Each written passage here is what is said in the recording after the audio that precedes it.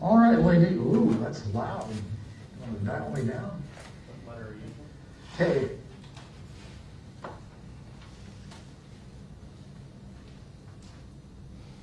Hello, test. It's not as loud as you think back there. Can you hear me in the back?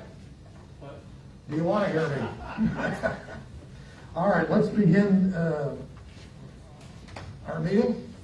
Call to order at 6:31. Stand for the Pledge of Allegiance, please.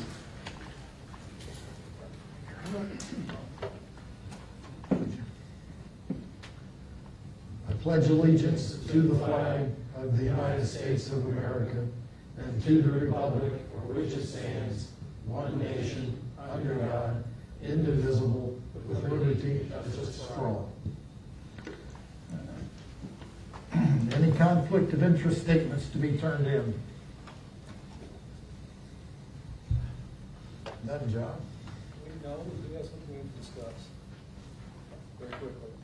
Ms. Green's husband is an employee of the POA, and personally I believe that is a conflict of interest since Mr. Smock reports to the board and Mr. Graves reports to him. Well, I suggest we take that up in executive session because that would be a personnel matter. Okay. That be all right? Sure. I agree with that. All right. I would like to make an agenda change of the order. Rather than do our 3 minutes for member comment, I would like to move right to the possible board actions so we can get this done, and anybody that wants to go home that can go home, should you want to do that. So we need a board motion to do that. So anyone to move that? I'll move that we move that. Second? Second. Second. All in favor? Aye. Aye. Opposed? Unanimous, John. All right. So the first order of business is appointment of the vacant board seat. I believe John has passed out a ballot. Am I correct? Here it is. All right. We have a list of all the applicants' names here. If we could circle your choice. Sign your name next to it. No, you don't need your name. Secret ballot. Sandy, do you have a ballot? Yeah, hang on. Do you know if anybody gets 4? That's all we really need to know. Okay. We don't have to have a vote.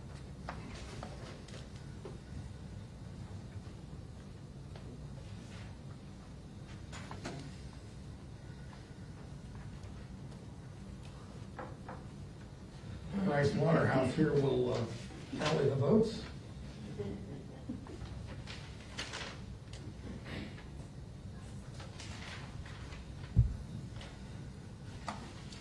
seconded the move? Nick did. It's unanimous. Tommy Kurtz. Thank you. Do you want to come up and join us? Yeah, sure. I got the plans tonight, so sure. We were not very Like the actually. city social distancing. How about right next? Can we come next to you, John? Sure. And to all that competed, I enjoyed it. It was a great interview process, and look forward to working with you all on the board as members. Thank you. Thank you. Am I messing your mojo up here? Yeah, that's all right. Sure. Thank you. Thank you. Sure. Thank you. Thank you. Sure. Thank you. Thank you. Congratulations. Sure. Thank you. Thank you.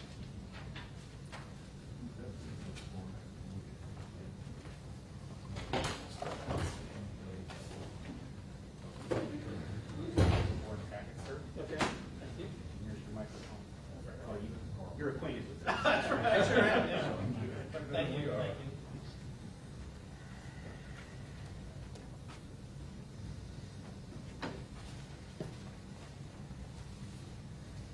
Congratulations, Tom. Sure. Thank you, Marvin. Thank you. That's great. All right, the next, nobody wants to leave? Good. Next order of business is the election of officers. We didn't elect them at the annual meeting because of the COVID, and people wanted to move on. So Nominations for president. I make a motion to nominate Marvin Jones for president. All right, is there a second? We will have discussion, right? Sure. Can we just What? nominate? Well, wait, just a minute. Second? I'll second. All right, are there other nominations?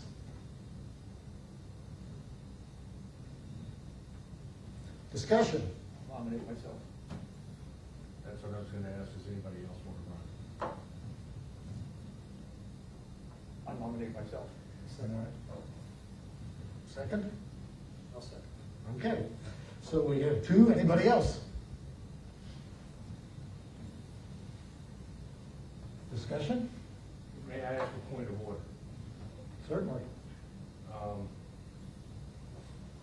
If we have a motion and a second, we take this vote, then we don't have an opportunity for anybody else to throw their name in the hat, correct? Well, we've taken two nominations, Yeah. and nobody else seems to want to get nominated.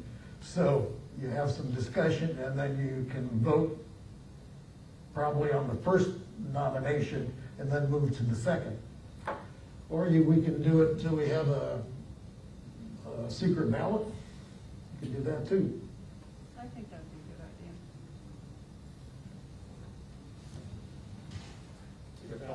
So if we have a secret point of order again, if we have a secret ballot, and then somebody will have to make a motion and a second to finish that ballot. The ballot will not be final. That ballot will require somebody to make a motion and second that person who got the most votes. Yes, that would be correct. I'd prefer to do that approach myself. Fine. So you want to do secret ballot? Well, we probably have to have a motion for that because that's outside the norm of Robert's rules. So anybody want to make a motion on a secret ballot? I would like to make if you have a motion on a secret ballot to, I'll second. Second over there. All right, Jim, pass something out that we can write the folks down on. Here you go. Oh, you got ballots?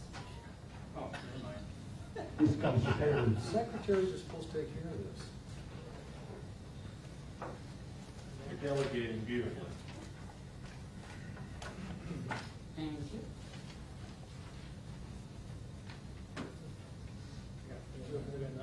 Good. I'm not one short.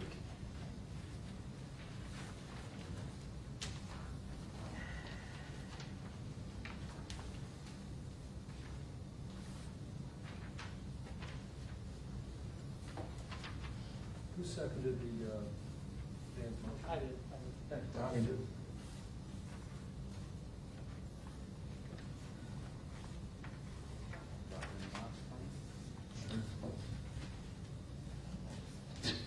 Thank you.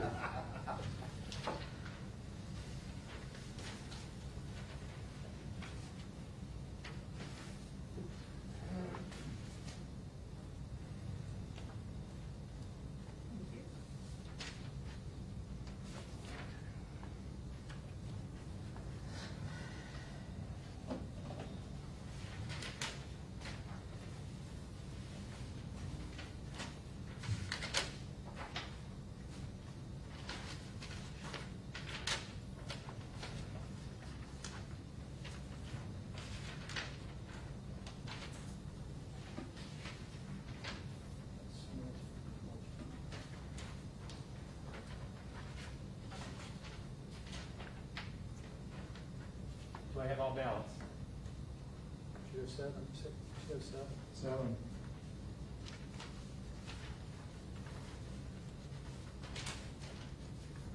I do. We have 4 for Marvin Jones and 3 for Nick Pelosi. All right, majority. Need a motion then to elect Marvin Jones as Motion president. we elect Marvin Jones. Second? Second. All those in favor? We have 2 seconds? I guess it's already passed. No, we got to vote for it. All right, all those in favor, raise your hand, vote for 1, 2, 3, 4, 5. Okay, motion carries. Thank you all very much. Next would be vice president. Anybody I'll nominate Dan Brown. Dan Brown, is there a second? I'll second. Second. Any other nominations for vice president? Going once? Twice? All right, nominations are closed. As it's the only nomination, I don't think we need to have a secret ballot. All those in favor of Dan Brown being vice president, raise your hand. 1, 2, 3, 4, 5. Yes or no? Yes? Marta, did you vote? No, Are you voting? not this one. 601. Marta's abstaining. All right, 601. Moving on then to treasurer. Nominations for treasurer. Nominate Dr. Nick Colosi. Nick's been nominated. Is there a second?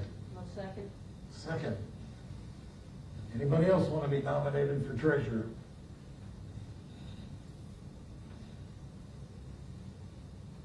All right. All those in favor of Nick being treasurer, raise your right hand. Aye. Looks like 7.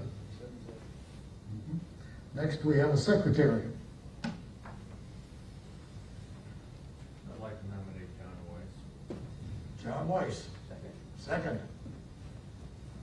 Anybody else want to be nominated for secretary?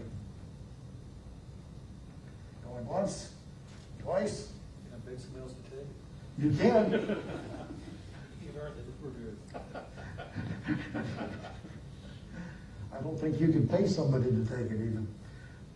I'm just kidding. I don't know why I took it. All right. All those in favor of John being secretary, raise your right hand. 7-0, unanimous. All right. There we go. The board is set. Let's move on then to the members' comments. Anyone want to make a statement, comment, tell the board something? Easy enough, huh? Going once? We have an issue, we have cars on our road that are not even people that live there. Could you stand? I can hardly hear you. I can't hear you anyway. So we have people that are living on our street that have left cars that aren't even ours. They're not even in on our block. And we have had some issues that we've had they sort of take their boats because they had a boat on a trailer, you know, and they're blocking all the ways, and we have problems with trash pickup and stuff going down there. And I have pictures where this one is in the median and he does not have any tags on his car. Wow. Jim, you want to take that one? Explain the police, public streets. Yeah, I think Paula was talking to the lady earlier. May I? You bet. Yeah, my plan is to go the right patrol route, I'm gonna get her all the contact information, get her a hold of code enforcement as well, with the right patrol officer and code enforcement.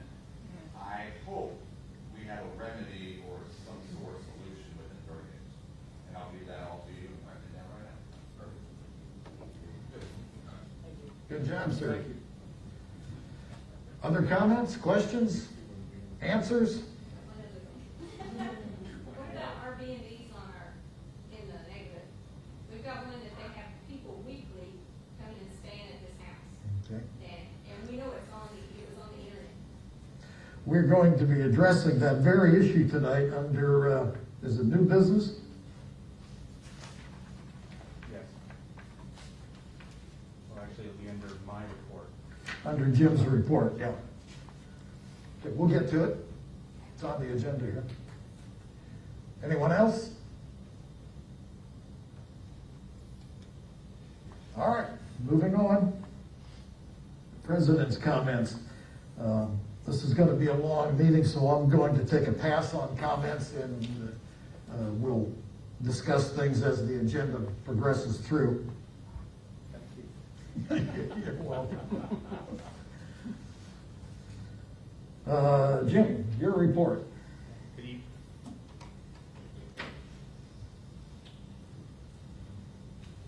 Good evening, everyone. Thank you for coming out. and staying safe. The next board meeting is scheduled for Tuesday, July 28th. The location is yet to be determined. The reason we are here is that the Island Presbyterian Church, where we used to hold meetings, and more recently the Holiday Inn Express, both on the island, are both closed to the public for using their conference facilities. So to allow for sufficient spacing, we came here. So thank you for making the extra trip. If the Holiday Inn or the Presbyterian Church are not available next month, I suspect that unless the board has a different location, we may be back here. So, the TOPS 1 transition. TOPS is the property management software that the association uses. It's used for common area maintenance, fee billing. It's used for architectural control. It's also used for compliance. The system that the association has dates back some 10 years, I believe, maybe 11 years. And we are in the process now of transitioning. It's still the same vendor, but from an old system to their latest system, their newest system.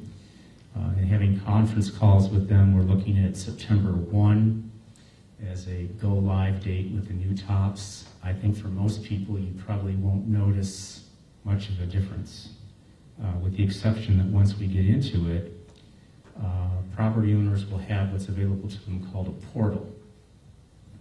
And the portal will allow you, password protected of course, to go in and look at your account.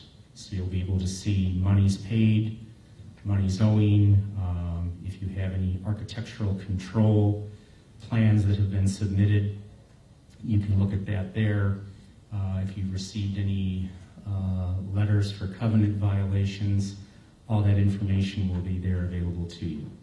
Okay. The Bulkheads Database, the board will see that in the packet, there's a gentleman, Mr. Paul Zanetti, who's a property owner out here, who has offered to create a Bulkheads database for the association. In addition to doing the actual maintenance of the bulkheads, we need to track that maintenance. We have not done that yet to date. So for example, the database will track washouts, tieback problems, problems with the cap, problems with the panel, and we will know when we fixed it, who fixed it, what the problem was, so that as we go through the 32 miles, and that might take a couple of years or more, years from now, people can go in and say, okay, in 2020 we repaired this bulkhead for this reason or that bulkhead for that reason. You can also track if we're repairing the same thing continually, or so it seems. What is the issue? Is it a bigger issue than maybe was first determined? We shall see, okay? Speaking of the bulkheads, so I refer to what's called the 11 properties.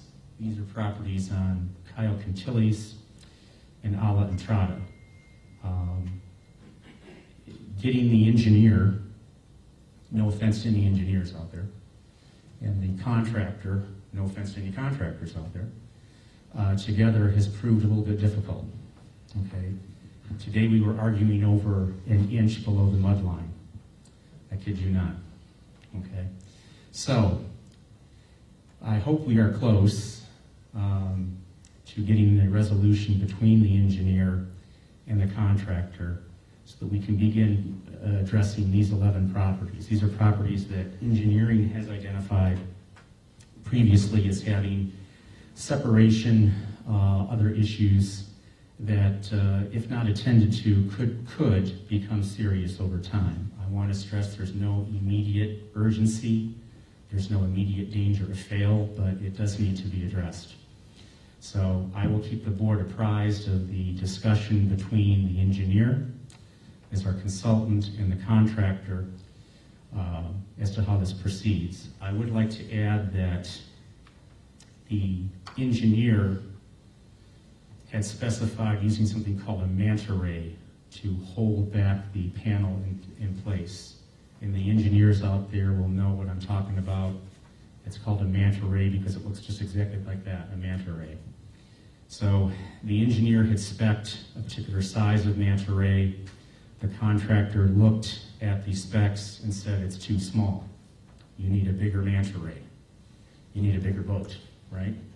So anyway, I think they have resolved that situation professionally and personally. And so we have the right manta rays now spec'd. So now we're back to the inch below the mud line, as I mentioned to you a few minutes ago. So the short story is that we will continue to press them, I will continue to press them to resolve this situation, the professional differences, so that we can begin to address these issues. The other issue, of course, is that if people have built up to the bulkhead, okay, it is the property owner's responsibility to bust out any concrete or any obstruction or impediment to getting to the bulkhead for repair. And the property owner is free to use any contractor he, she, or they so choose. The contractor who is performing the actual repairs, whatever they might be, is certainly also available to do that. And we have contacted those 11 property owners already. We've got some pricing for them based on the contractor that the POA has hired to do the actual repairs, and so we will go from there. But that will be the first step. Jim, what was the name of the gentleman that's doing the database? Paul, well, I'm recommending Paul Zanetti. This is not a done deal. This is, you're recommending it. Yes. That's Zanetti. It's in your board back. Yeah. It's under tab 11. The spring 2020 survey, we received approximately 400 surveys back. I know some people did not get them. They contacted me, and I emailed those surveys to them. The survey is simply that. It's a survey. It's a starting point to find out what people know about the POA and what they want to know about the POA, if they want to know about the POA. So a volunteer is currently analyzing the surveys. We love volunteers, but I'm going to turn it over to someone else who can more speedily analyze the surveys, give a report to the board, and then the analysis of the surveys will be made, obviously, public. It'll be posted on the website. I'm sure Marvin will include it in one of his weekly columns, which appears on Facebook and the Island Moon. And we'll probably make it the subject of the next newsletter so that people know what your neighbors and your friends are thinking when it comes to the POA. Excuse me, Jim, how many were sent out? 4,356 or something like that. 4,300, and how many were returned? About 400, About so a little less than 10% return rate. Village Park maintenance for 2021, we have a new contractor. It's Maldonado Landscape and Nursery. They've cut the grass once. They'll be cutting it again this week. They're going to be treating for the little white flowers that you see in the grass, the weeds and other grasses. I know there are some people who think that little white flowers are just wildflowers and not weeds. I'll leave that debate to others. It was you or me. I will leave that debate to others, but we're going to get rid of the little white flowers and other weeds. They're going to control for ants, obviously fertilizing it as well. They did trim already some of the trees in the park. Please bear in mind that the palm trees remain the city's responsibility to trim twice a year typically. But the trees that go down Mount Pele and the other trees and the shrubbery that's in the park, including the shrubbery around the office, has already been trimmed. And they will be on it and stay on it. While I'm there, in addition to this, you remember that we put a safety bumper or perimeter around the playground in Village Park. One of the slides that was part of the new equipment that the out so that we create a better landing zone, for lack of a better way to put it, for children, young and old, big and small, who want to use the slide to have a safe place to land. I do want to remind people that the POA has a contract with the city, and the POA is responsible for all maintenance except the palm trees. So picnic tables, the basketball court, the trash baskets, the gazebo, the concrete on the sidewalks, the playground equipment. If you see it, except for the palm trees, it's the POA's responsibility. The POA is also liable for any injury that might take place in the park. The contract specifically says the POA will indemnify the city, who still owns the park, if an action is brought against the city for some injury. So I just want to remind everyone of that. The boat ramps, parking lots. We continue to tow vehicles that are not properly stickered. If you have a vehicle and you want to park it in the parking lot, please come to the office and get a blue oval sticker. If you want to park a trailer, the lady was talking earlier about trailers being parked on the street. It would be much better if you sticker it and park it in the lot and leave it off the streets. The streets are narrow, the streets are crowded. That's what the lots are for, but we ask that you please, please purchase a sticker. Contrary to popular belief, I'm not sitting in my office rubbing my hands in delight because we're towing people. I would much prefer that we don't tow anybody.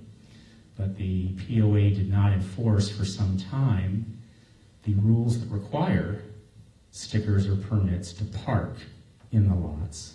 Boat ramps remain open to the public. And we had there was some human outcry in early May about the number of unstickered vehicles, trucks, cars, trailers, parking in the lots. There are more people living out here every day. The homes get more numerous. We know what the demands on the infrastructure are on a weekend around here. Try getting to or from the island. Okay? As Marta Sprout once said to me, forget buying a pint of ice cream at H-E-B and try coming back across the bridge on a weekend. It'll be soup by the time you get home. So there are these demands on the infrastructure, and the POA is not immune from the demands on the city's resources, the county's resources. So for what we can do to try and make sure that the people who are parking in the lots have the stickers, protecting the property owners' interests who do what we ask them to do, we will continue towing, and hopefully it will be at a minimum. We're not totally heartless. We do give warnings, okay? And we're pretty nice about it from what I understand, or that's what people are telling me when they lie to me about it anyway. So, okay. Village park annual reimbursement. The city, per this contract I mentioned, the city pays to the POA annually $14,700.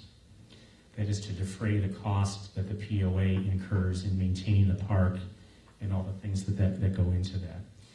The city has come back to us and said that they would prefer to pay it rather than a lump sum payment of that $14,700. They would prefer to pay it quarterly, so that's $3,300 and some odd dollars. I don't have really an issue with it. It makes it a little more work because rather than submitting annual invoices to the city, we submit them quarterly. But you know, if that's what the city wants to do, I'm not sure that it's worth arguing about. Short-term rentals. To get into the lady's question about a B&B. The board will see in its packet, tab 12, a summary of a Texas Supreme Court case from 2018 called Tar versus Timberwood Park Owners. Timberwood Park is a homeowners association near San Antonio. Mr. Tar bought a home there. Mr. Tar was transferred to Houston. He didn't want to sell his home, so he decided, I will rent it. There were, in the governing documents, restrictions saying you cannot run a business or a commercial enterprise from your home. No commercial activity of any kind. The association thought, aha, we've got Mr. Tar. The Texas Supreme Court disagreed with the Homeowners Association. The ruling was very narrow, the holding was very narrow, but it basically said that as long as a single-family home continues to be used for residential purposes, whether it's the owner himself or herself that's using it, or other people are, quote, residing, unquote, in that home or that domicile, the general no commercial activity provisions that were found in that HOA's covenants and are found in this POA's covenants do not prohibit the rental. Okay. We've met with the city. This is an issue that the city, we've met with Greg Smith and Paulette Guajardo, the two city council people, as well as the mayor. And this is something that they're wrestling with from a city point of view. Obviously, the city wants the hotel and occupancy tax, and for every B&B, Airbnb, or B&B, or whatever that's out there that's not accounted for, they're losing revenue, and they need that revenue, especially now. So this is going to be a solution that is going to take both the association and the city working together, based on the state Supreme Court's ruling. And I will yield to higher authority, certainly, but it would seem like we would have to change the covenants here to specifically prohibit rentals. And we would have to define what's a rental and define what short-term is. We would have to get into that minutia. But that is my impression at this point, of what we might need to do if that's something that the association was just to address, separate from what the city may on its own do. Point of order, Jim. Do we want to discuss this, because we have the short-term rentals listed in 2 places. I just have a question. Okay, sure. I think my question is that I think these folks might be interested in. Sure, absolutely, you It's should not- speak, but I'm saying, do we want to just discuss this short-term rental issue now that it's been brought up, or do you want to discuss it? Does the board want to discuss things in 2 separate ways? Why don't we let him have his question, and then when it comes up, Yeah, my question was, because it was the lady did kind of ask him, my question is my understanding that the city actually has a prohibition against short-term rentals on the island. In most of the places that are residential, obviously the places on the condos, and there's certain places that they do allow short-term rentals. But my understanding is that there are rules in place that the city is not enforcing that prohibit short-term rentals. And could you maybe help with the membership about why the city is not enforcing, or what their position is on that? That was my question. I'd like to piggyback on what Dan is saying. My understanding is what's called the City Unified Development Code prohibits short-term rentals that are less than 30 days. That's my understanding. In a lot of different areas, sure. Right. Now, obviously, that doesn't apply to a hotel, but to single-family homes.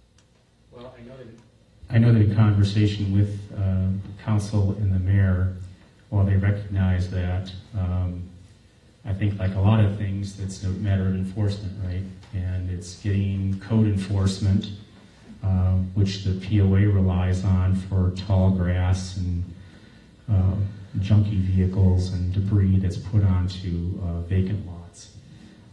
It's an enforcement issue for the city, I believe. yeah. The mayor specifically said that the city will not enforce the ordinance against short-term rentals, period.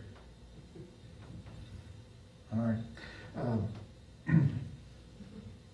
I would like, and then we can talk about some other. Yeah, so people out there, I don't know what to tell you, but your politicians aren't taking care of business. Now, we did hear from Paulette that the city wants to deal with this sometime in the future. What century that might be. But they're going to do it through zoning.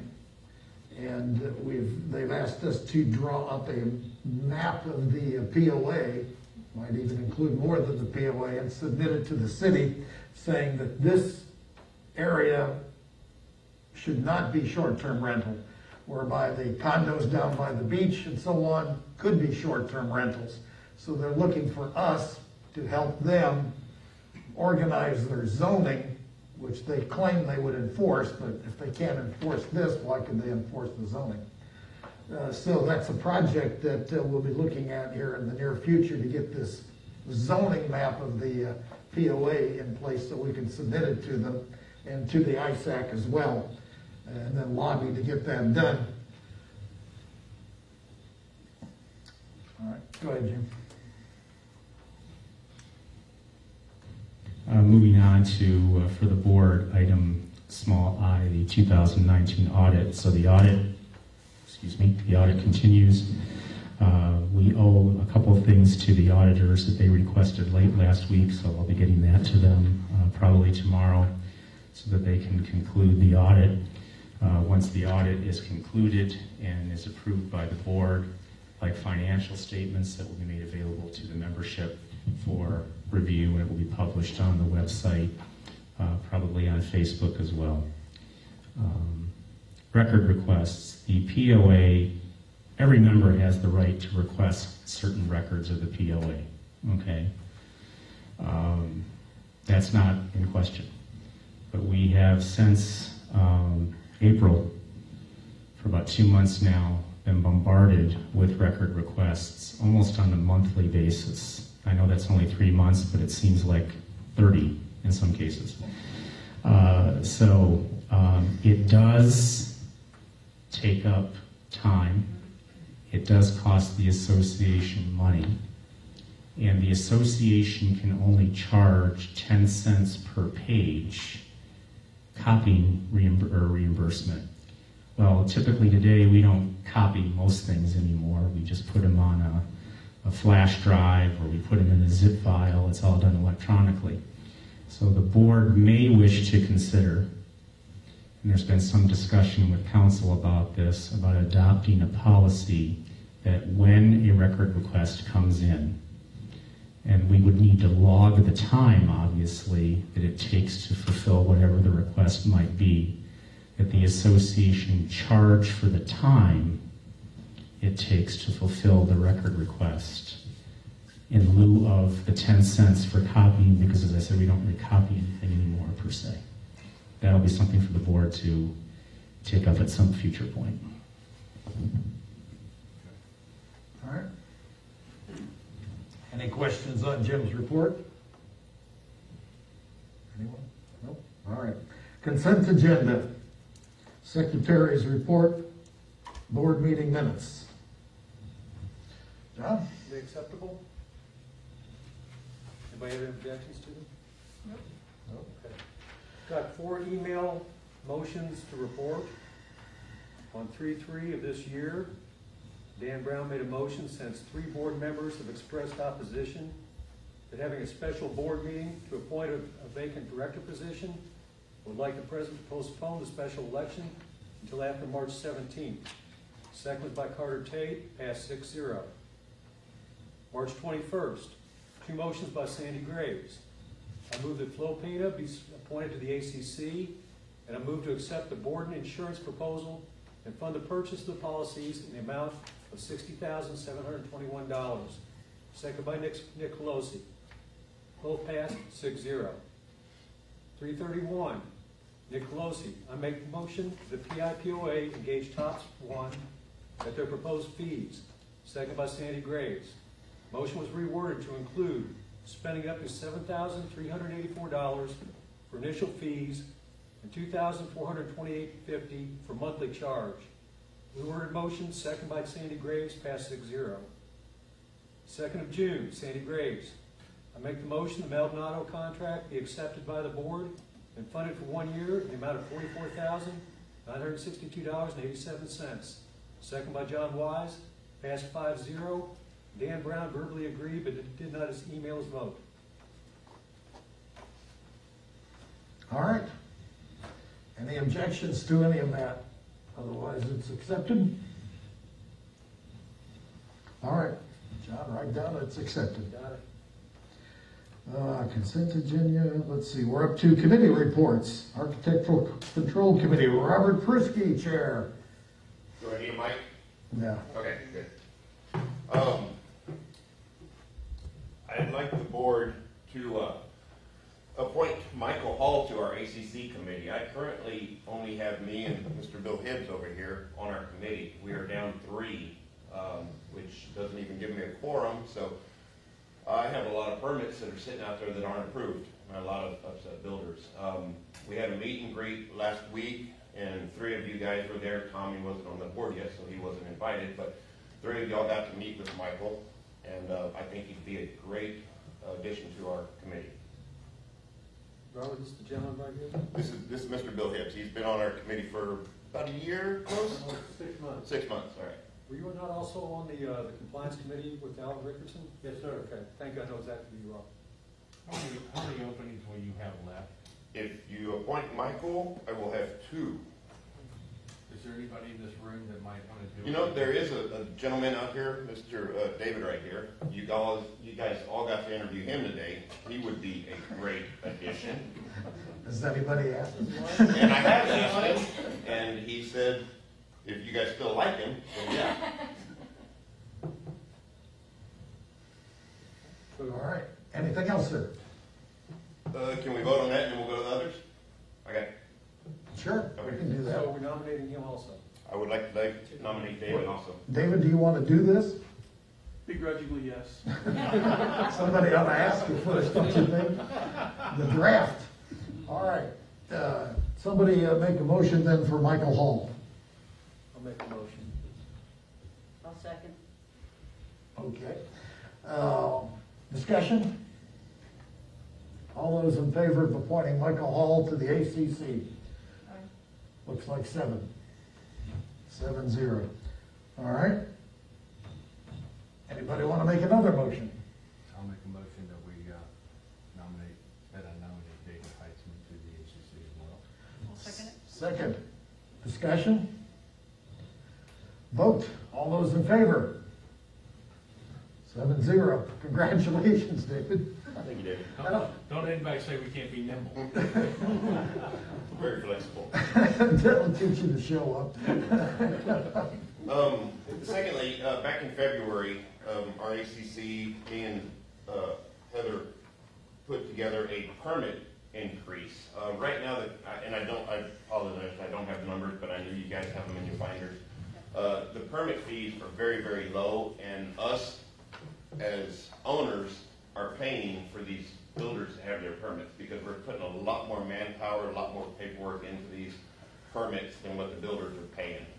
So I put in a change of fees that I think is acceptable, and it is to our builders as far as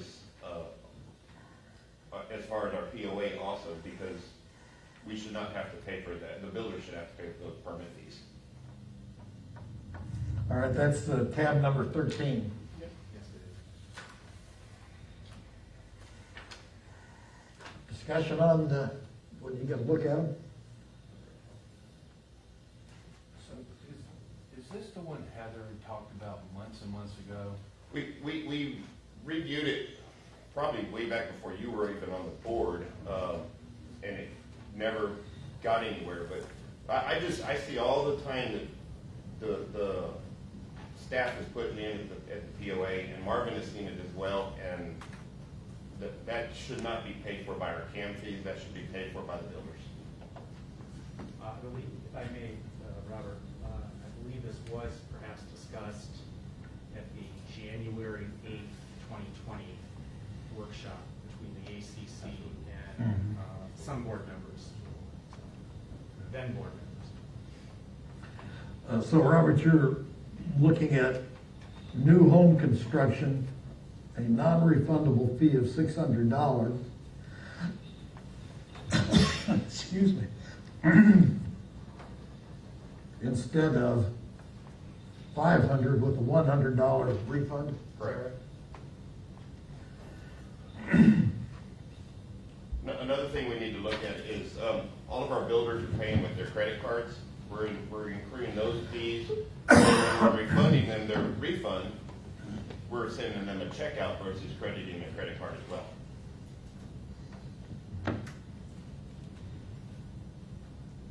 Go ahead. I think there's a number of issues here, Robert. You guys worked really hard And the ACC has been begging for support from the board for all the time I've been on the board. I would very much like to review this and know more about your fee structure, how much time. It's hard for me to judge what's an appropriate fee because I am not aware of the time. I know you put a lot of time in, but I don't really know what the admin costs are. And my time's free. Yeah. And I think that it would behoove us to have a workshop between the board and the ACC, find out what you need, give you the support you need, and also I think we need to find out where our legal footing is as far as fining and all that kind of stuff, and what we do with these fees, what we are legally, if there's any constraints on that, because I really don't know off the top of my head. But if it is appropriate to increase the fees, by all means, I think your logic makes perfect sense. But I would really like the board to jump in and assist the ACC with a workshop and sort out this issue along with a whole lot of others. Go ahead. I used to be on the ACC, so I know what time it takes and the effort it takes for each person serving on that committee to review those plans to make sure that the builders are doing what they're supposed to. So there is a lot of time and effort. And I have to agree with Robert, what they are paying right now is a pittance. And increasing these fees, it's not a fine, it's a fee to build on this island, and I'm all for it. I will say, right now, we're probably approving between 4 to 7 new houses a week. And out of every house, if we're losing, let's say, $150 to $200, that's a lot of money that you're taking from our cam fees and everything else, our boat ramps, paving, everything else. So for a new house, the fee is $100. Currently? Yeah, currently. You can't even come close to covering the labor that goes in, but if I paid staff for $100, oftentimes we have to send out our bulkhead consultant contractor to go look and see how the new property is going to affect the bulkhead, and he charges $75 is what he charges us to go out and inspect the bulkhead before the house is built. And there goes $100 right there. Dan? Yeah, so as many of you know, that I'm involved with an organization building homes. Between the city fees and soft cost, not just this one, but builders are getting slammed all over these soft cost inspection fees, and it really does add up. The argument I would have for the ACC doing this with a minimal charge is that they're building a house here that we now get a full, assessment on. We bring people on the island, they spend money, we give them additional taxes. So it does benefit the entire island every time a house is built and somebody occupies it. A great deal of that money goes to the city, and I'm not going to continue to go down the city bashing. It seems like I'm doing that, but I think the city gets a lot of revenue every time we put a new house here, and I think they're going to start paying attention to the island a lot closer. So I'd like to, you're taking money out of the builder's profit, and ultimately it gets passed on right to the purchaser of the house, I think. So I would like to think about this a little bit more. Can I answer that one? Sure, please. A wise guy told me earlier today it's not cheap to live on the beach. Touche. Those builders aren't eating it, they're passing that off. Yeah, they're not eating the dog food, that's for sure. Okay. You're doing away with the deposit. We are. I like deposits, and that gives you a little bit of a carrot to stick for the builders that don't keep their building sites clean and that kind of thing. Maybe we could consider, $500 or $600 for a non-refundable fee and another $5 or $6 for a deposit to put some leverage on them. Here's the problem with our deposits. We're not allowed to use that deposit to fine them. So it's useless. That's the truth of that. Mm-hmm. So it's really, we're holding it they're finishing the property, whether they're in compliance or not, and we're refunding it and the other check. Yeah, well, if that's the case, let's raise it above 600, then let's make it $1,000. Make a motion. I would if I could, but I can't. What do you want to do, folks? Sandy? I'll make a motion to increase the permitting fees to $1,000, from 600 to 1,000. Is there a second? Well, we don't have 600 yet. We have 100 right now. Correct. We have 100, so we don't have, we have 100, so you get. All right, So you want- I will amend it going from, that we increase it from 100 to 1,000. All right, that's a motion. Is there a second?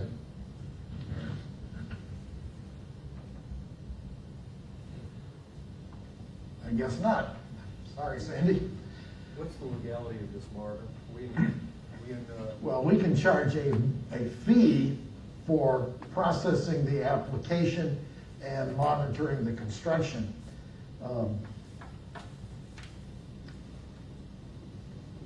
We charge fees for stickers, we charge fees for all kinds of different things. These are not fines, these are administrative fees for the work the POA does.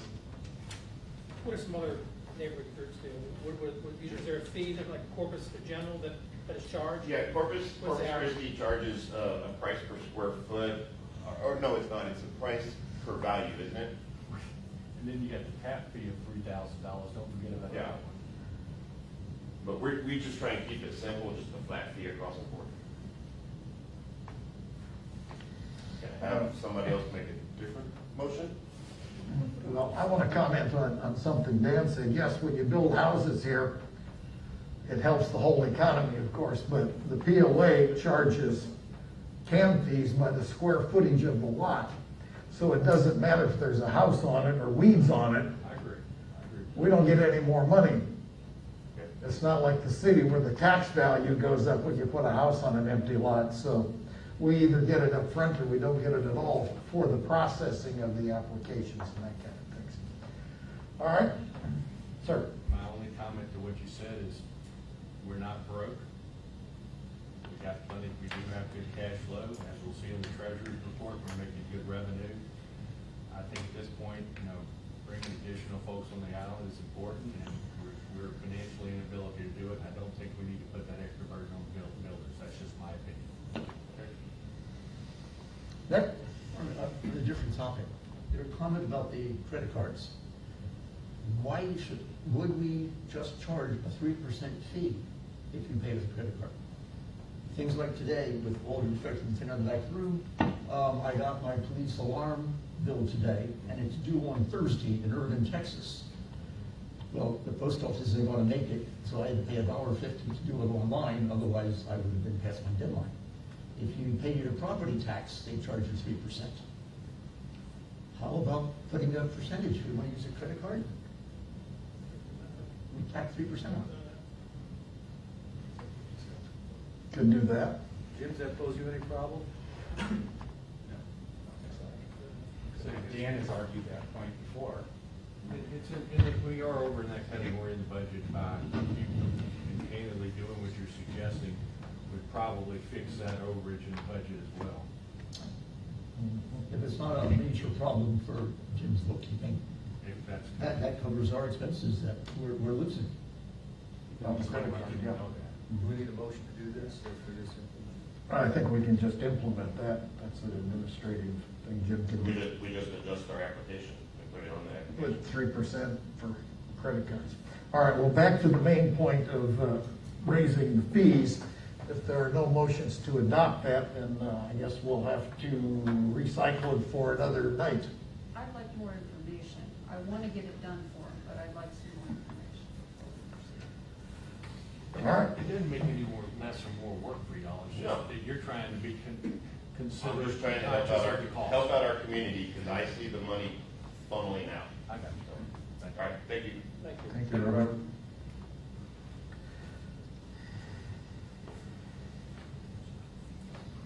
All right, well, we made some progress there. We got two new people for the ACC. What does that bring you up to now, Robert? 4. 4. And we need one more. Right? Yep. Anybody else out there? Cameraman, you want a job? All right, moving on. Treasurer's report. Nick? Our bank accounts are enclosed. There's been no unusually large or unusual checks written or money coming in. Right now, we balance, it looks clean.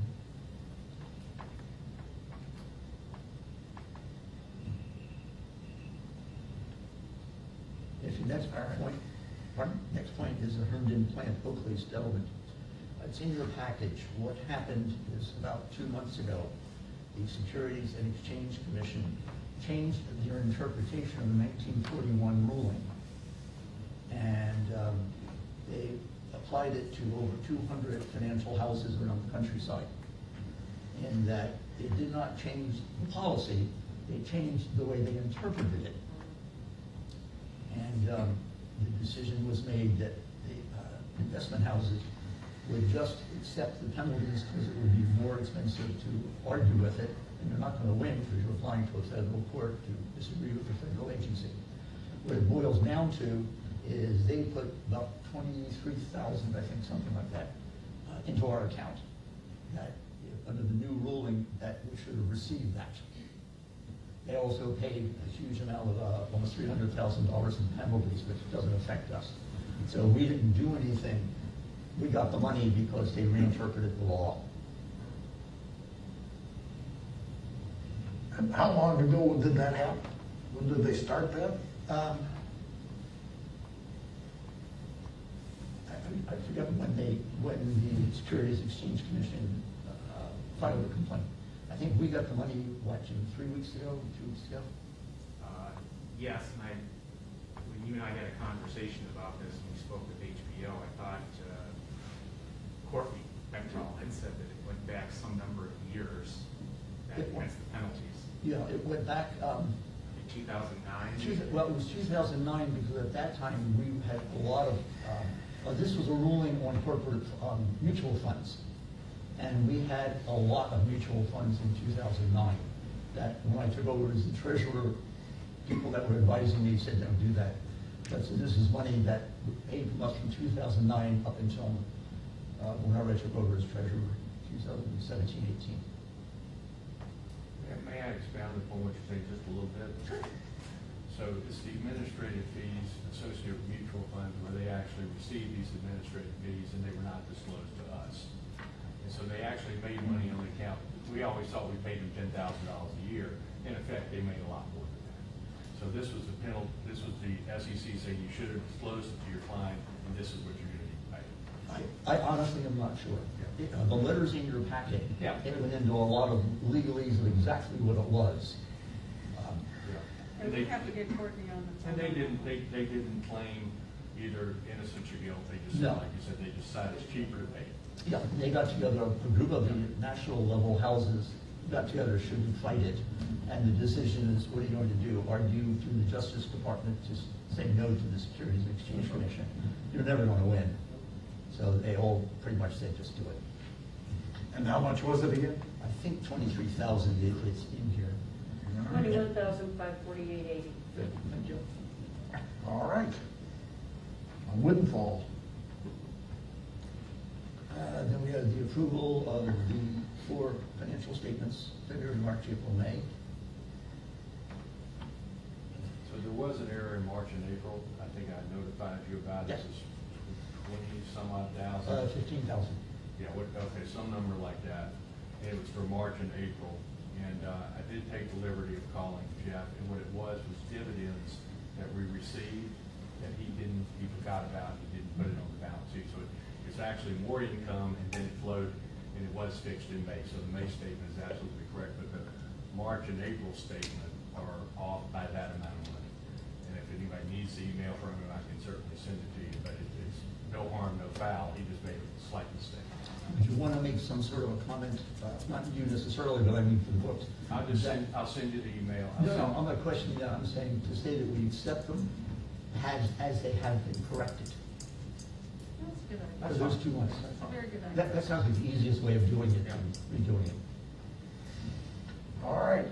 We need a motion to accept them as corrected. I'll make that motion. Second? I second. Second? I can second the treasurer's report.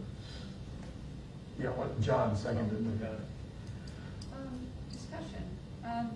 Financial reports, are we just looking, are we looking at all the financial reports that we have gotten, or are we just looking at the, some of them? You need 3 months worth. Okay, so here's my question related to this.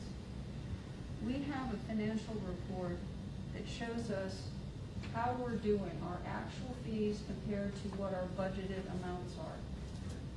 It says in there that we have spent 0 this year on our website. Now, that causes me a little bit of question, and I would like a couple of questions. Somebody answer these questions for me. Twice, once in December and once this month, our website was altered. The navigation menu was changed. Access Cape Summers was removed as subdivisions, even though they are members of the POA. And Sea Pines, who is no longer a member of the POA, has remained on there. And when I inquired about this, they were within 24 hours reverted back to the old website. And I can not find out anyone who has been able to tell me who made these changes, who authorized the changes, how are they being paid, and why are some divisions of the POA being seemingly deliberately removed from the website. And that's the covenants as well. I'd like to know who's doing it. Jim didn't know. Jim, you got any answers to that? I don't know. Well, I've not authorized any changes to the website. To your point, Marta, I did contact, and I'm waiting for a call back, the webmaster, to see if he can shed any light on this. And I will keep pressing to get an answer from him as to the situations you described. Yeah, web design is time-intensive work. People don't do it for free. It's not showing up in our financials. I'm all for improving the website, but we need to make sure that it's accurate. And having this happen twice tells me it's deliberate, not some fluke. So.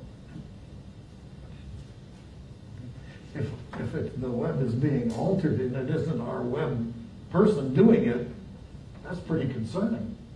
And why would that person do this type of an action? It doesn't make sense to me. So if you would look into that, that would be, I think, to the benefit of everyone.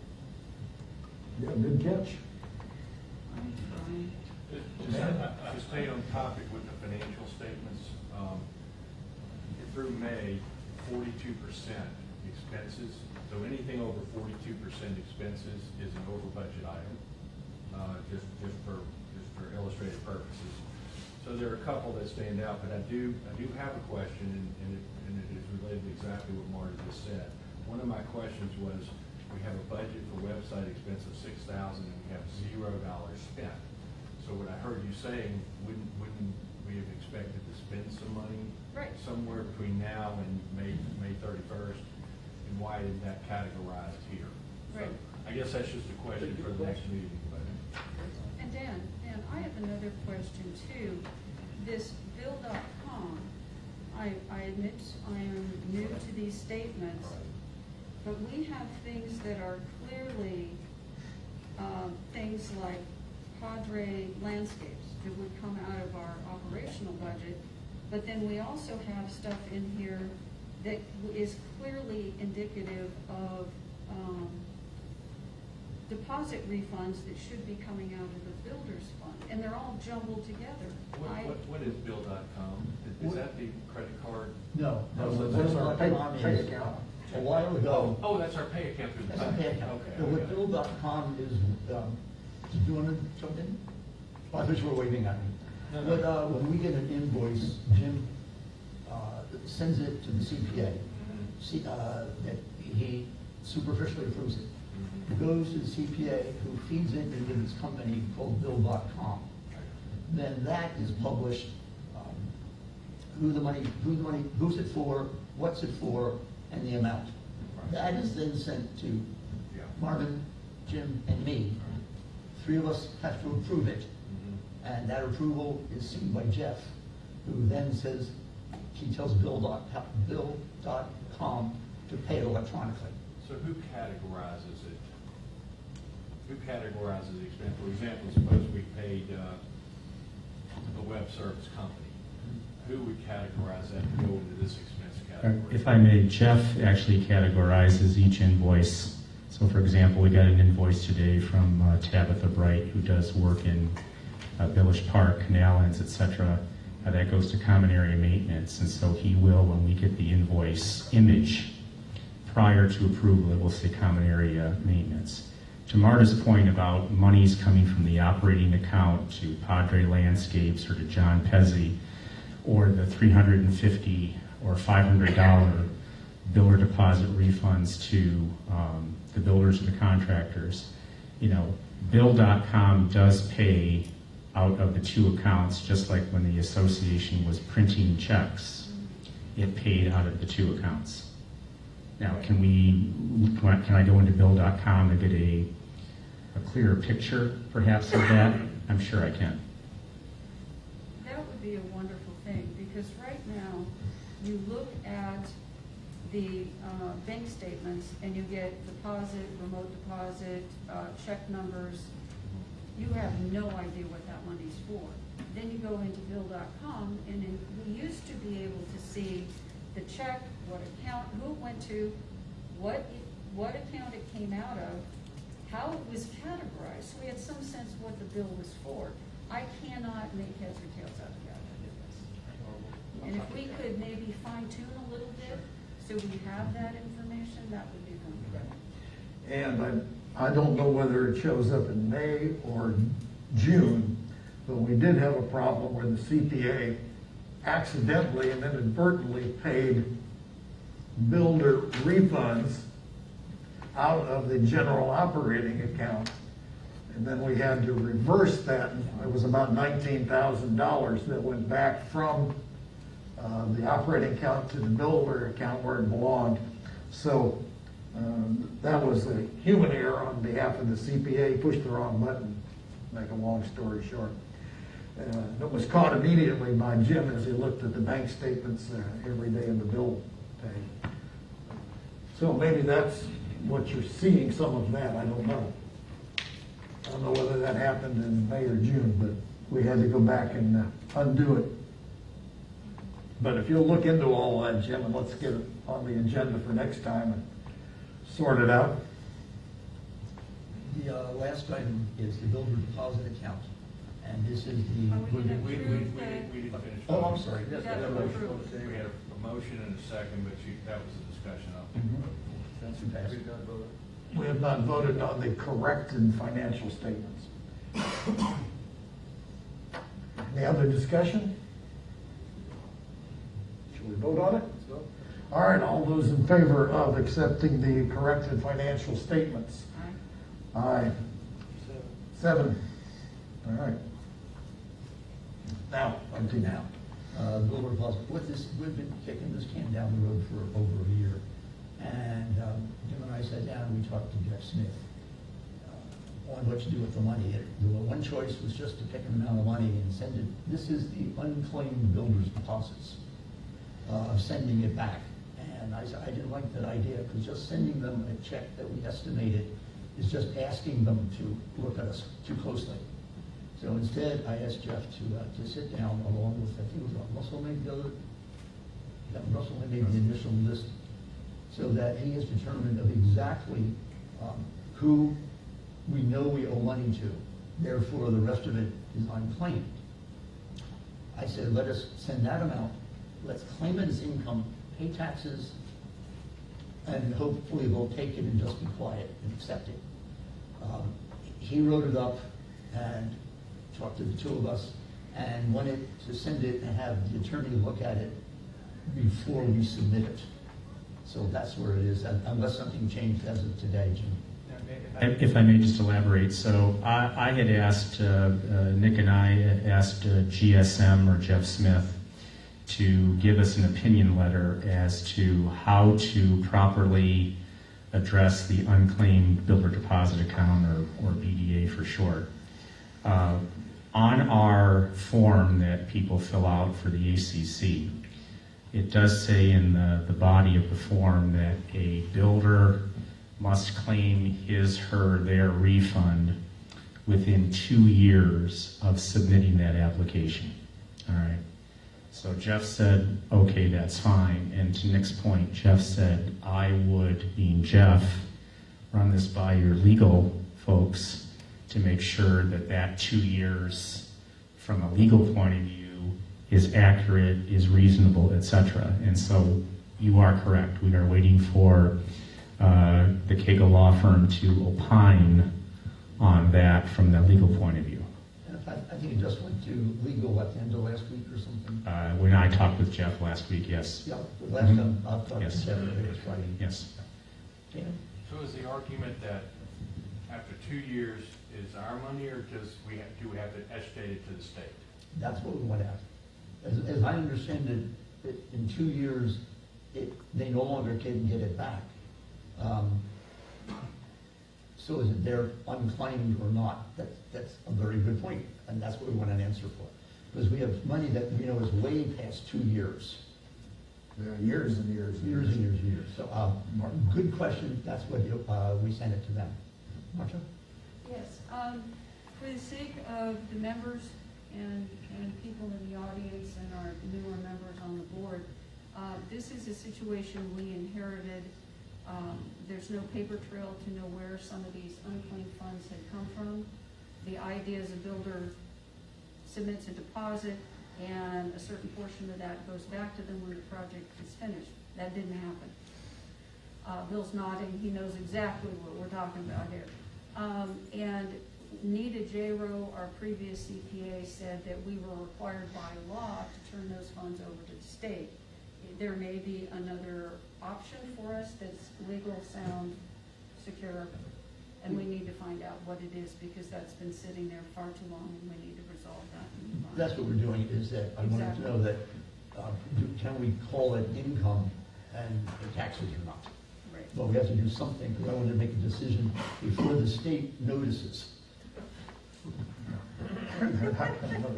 Doesn't the builder form say that they have 2 years to claim their refund?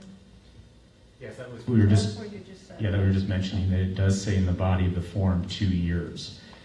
When I went to Jeff and I said, would GSM be willing to give us an opinion letter on, how to treat the funds that we frankly don't know to whom they belong after this time. There's a couple of, sheeting is one possibility, but you have to know some information before you can do that.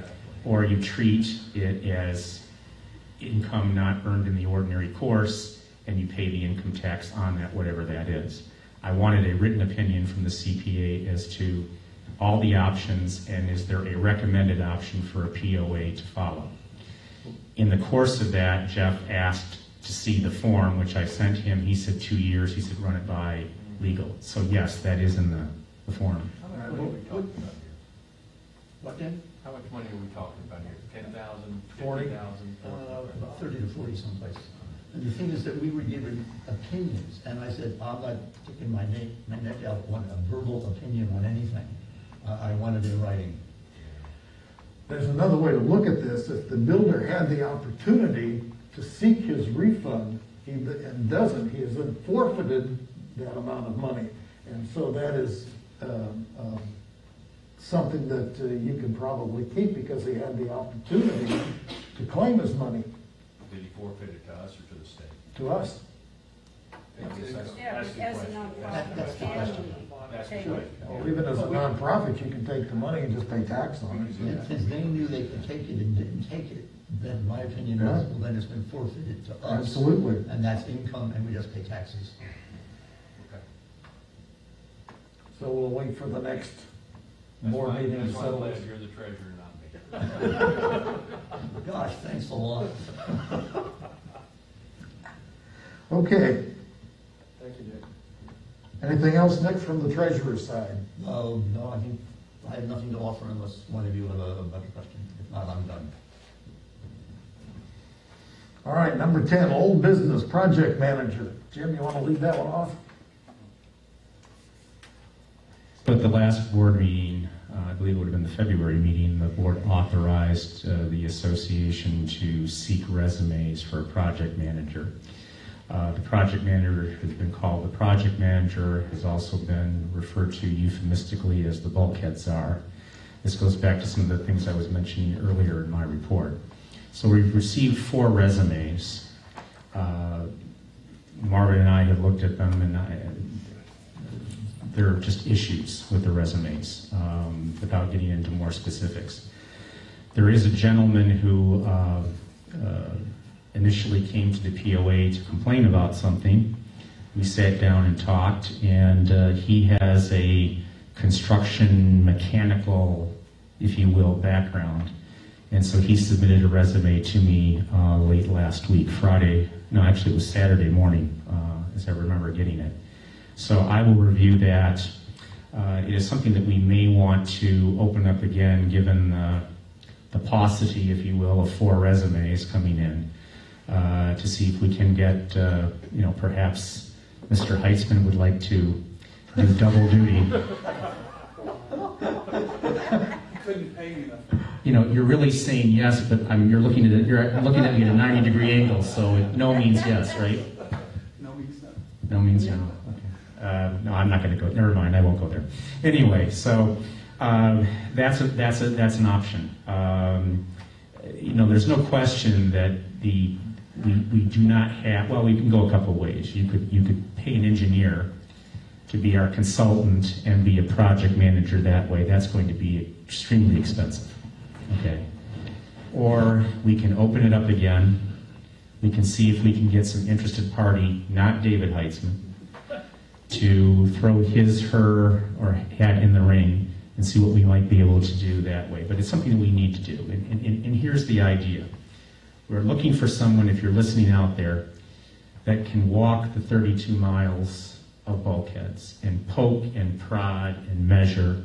And I did include some supplemental information to the board members about this, but can actually walk the bulkhead and get in the nooks and the crannies, if you will, coordinate with the engineers that we need when it comes to that engineering, coordinate with the contractor or contractors, plural, and oversee this. And also at the same time, I mentioned the database.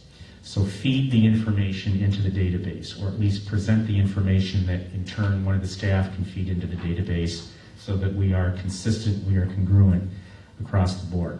So I don't know how the board wishes to proceed. Well, let me say this, that this concept of a project manager, bulkhead czar, goes back with me all the way to the days to Maybeth, when she was the executive director. We have not had a comprehensive program to maintain the bulkheads and record the data in a database so we know what we've done in the past. The idea came up with Brent Moore's group that they would have someone float, some engineers get in a boat and look at them from the water, the bulkheads, and go with a red, green, or blue system of which was worse, which is best. But it didn't get on the bulkhead.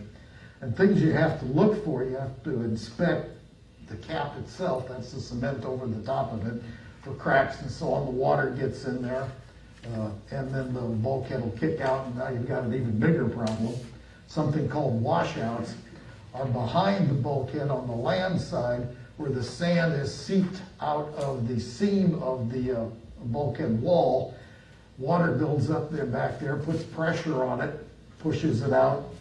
The tiebacks, we have a number of aluminum tieback areas here. The aluminum rusts and breaks, and that's why this new manta ray system that they jackhammer into the ground replaces that.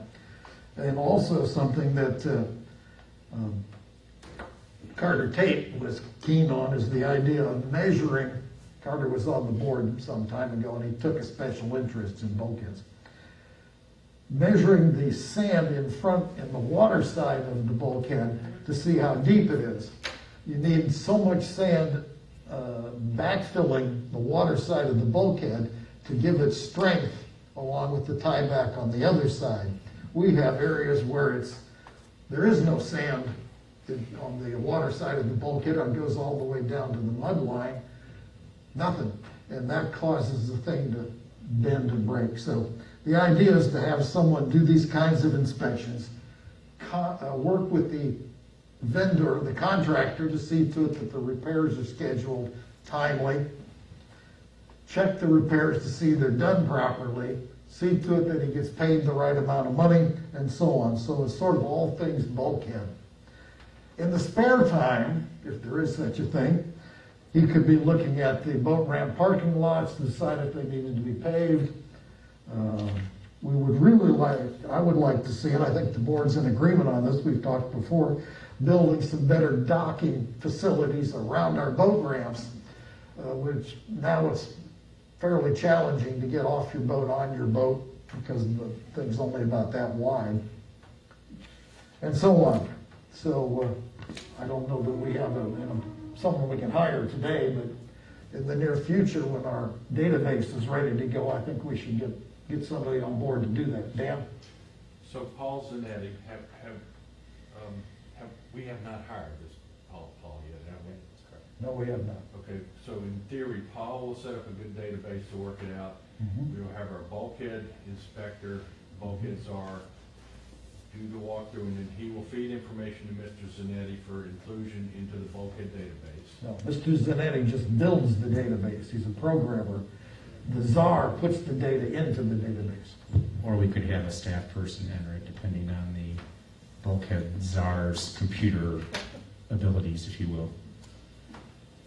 So the architect of the database won't be on retainer? Could we keep him at least on retainer? Sure. So when we break it, he can fix it? Absolutely. Well, we can certainly ask, yes. You'll see in No, we're the gonna break it. well, you'll see in the packet that the gentleman wants. Well, it's in your packet what he would like to be paid to build this. It's a very reasonable price considering. I don't have a problem with that, and that's what I'm saying. Could he kind of hang around in case, help us fix it up, or? Sure, he lives here on the island, and his bulkhead needs repair. Kind of ironic, isn't it? All right. Okay. Marta? Yes, please. I want to thank you for putting bulkheads on the agenda. There's a growing concern, and I've been hearing from unhappy members about their bulkheads not getting repaired in a timely manner. And I got to speak for the members of the community. The 11 bulkheads you mentioned, I remember having this discussion that these were critical to getting resolved back in November, and now we're at the end of June. And they still haven't been repaired. The other thing is I took a look at our budget, and it is clearly obvious just from the numbers in our budget that we are not repairing bulkheads. Last year, 2019, we only spent 56% of our budget, allotted budget, on bulkhead repair. This year, we're in the 6th month of the year, and we've only spent 27.8% of our budget, and we've spent nothing on canal cleanup at all. That's what it says in these reports in here. So the thing is, the whole point of this organization and creating this association was to maintain bulkheads. And I applaud you for putting this, Jen, back on the agenda, because we have got, for these people, we have to live up to that responsibility, and we need to get on to getting those repairs done. Absolutely. Well, Thank you. I'm going to take a little credit for something, if I may. Are you coughing at me already, Tommy? No. You don't even know each other yet. I don't know what was discussed prior, but I have been pushing for the last few months to get a Bulkheads database, among other databases. We need to get better, and this is to Marta's point, I believe, at tracking what we do, okay? Whether it's bulkheads, whether it's compliance, whether it's violations, it could be a myriad of things. We need to do that, all right? If the board will say, go, go, go, we will spend to fix the bulkheads. But we need to spend big. To Marta's point, I think, John Pezzi, we pay him maybe $40,000 or $50,000 monthly among 2 or 3 invoices to do various repairs, admittedly, okay? But if we want to spend the $600,000 or maybe even more, to the point that bulkheads really are the end-all be-all out here, okay? Everything else sort of falls in comparison, relatively speaking, to the bulkheads, all right? Village Park doesn't hold a candle to the bulkheads, all right? The common areas don't hold beyond the bulkheads don't hold a candle to the bulkheads. And that's what I would like to do. So I would like to ask the board to accelerate getting this project manager or bulkhead czar on board so that we can take him or her, okay, and put him or her in touch with the engineer, with the contractor, as Marvin was saying, the coordination, sort of the closing the circle, so that we get going on this. All right, so that at any given day, a contractor or perhaps multiple contractors at multiple points are fixing something related to the bulkheads, whether it's the caps, the panels, putting man arrays in, that type of thing. And obviously working with the property owners who need to, as I mentioned a little while ago, give us that access by breaking out whatever impediment there might be up to the bulkhead access so that we can do these things. So I don't know that I'm asking for a motion or anything. I'm just agreeing with the concern. I did not know that bulkhead repairs were being held up for any reason. That was not made clear on that. And to quote my husband, who was a project manager in a mechanical engineering firm, he had somebody he worked with one time who spent all day making lists of what needed to be done and never actually got the things done. I think that we have people right now that know how to fix these things that are out there. We should not, in my opinion, hold up our members from getting their bulkheads repaired while we figure out a new system that will be even more efficient, which I totally support. But we've got to get people out there and fixing these bulkheads. Well, if I misspoke, I apologize. I'm not suggesting that we wait on Mr. Zanetti if he is the one the board chooses to build the database and then go out and fix. I think we need to fix and fix and fix some more. Okay, and have Mr. Zanetti build the database, and you have in your packet a sample or a mock-up of what it would look like. It seems very easy to understand for anyone. You don't have to be an engineer to look at it and go, aha, they did this, they did this, they did this, and here's where they did it. So I guess I will take it on my own volition to, and perhaps Marvin can assist in this regard with his weekly column, to see if we can't get some more folks other than 4 people who have done so already to be our project manager or bulkhead czar, including the other things that Marvin mentioned, and really get on this and make this a priority.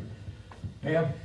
Who do we have for bulkhead repair? So if I have my cap that needs to be done, or I got a washout behind that needs to be filled up, how many vendors do we go to right now? We have a vendor.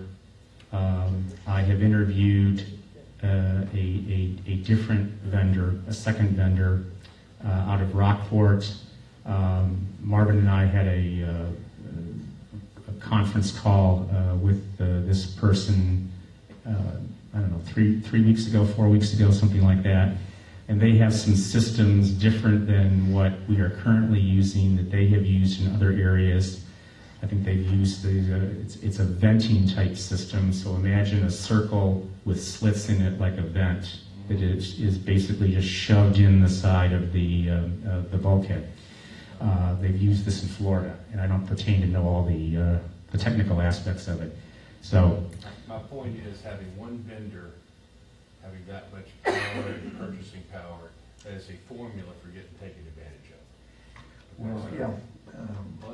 The The vendor is John Pezzi, who you know, and unfortunately, Nick has looked for another vendor, found some guy with a garage someplace, I think, as I recall, and he's looked for, it is almost impossible to find a vendor that will do small jobs that we have here in the POA. If you want to do 5,000 feet, they're lined up deep to take that job, like the new canal they're bulkheading out there, but it's very difficult to find someone. And we need to find at least one more, because now Pezzi does work almost constantly, and he runs out and puts them, but these 511 are being engineered because they're more damaged than average, and they're going to use some new techniques on it. But in the meantime, he has been working. It's not as if he's been in Idaho or something. So, sir. To answer Dan, I think it was before you were on the board. We had, I think, 3 or 4 people that the board talked to. I don't know if you were with us or not. And it turned out either, as Marvin said, they wanted to do a mile, or for one reason or another, the board just didn't like them. What about a company called Eurotech? I know that we've talked to them and they have a foam solution. I thought there was some discussion with Heather that we would bring them out and actually have them discuss this with urban engineering to discuss if their technique was solid.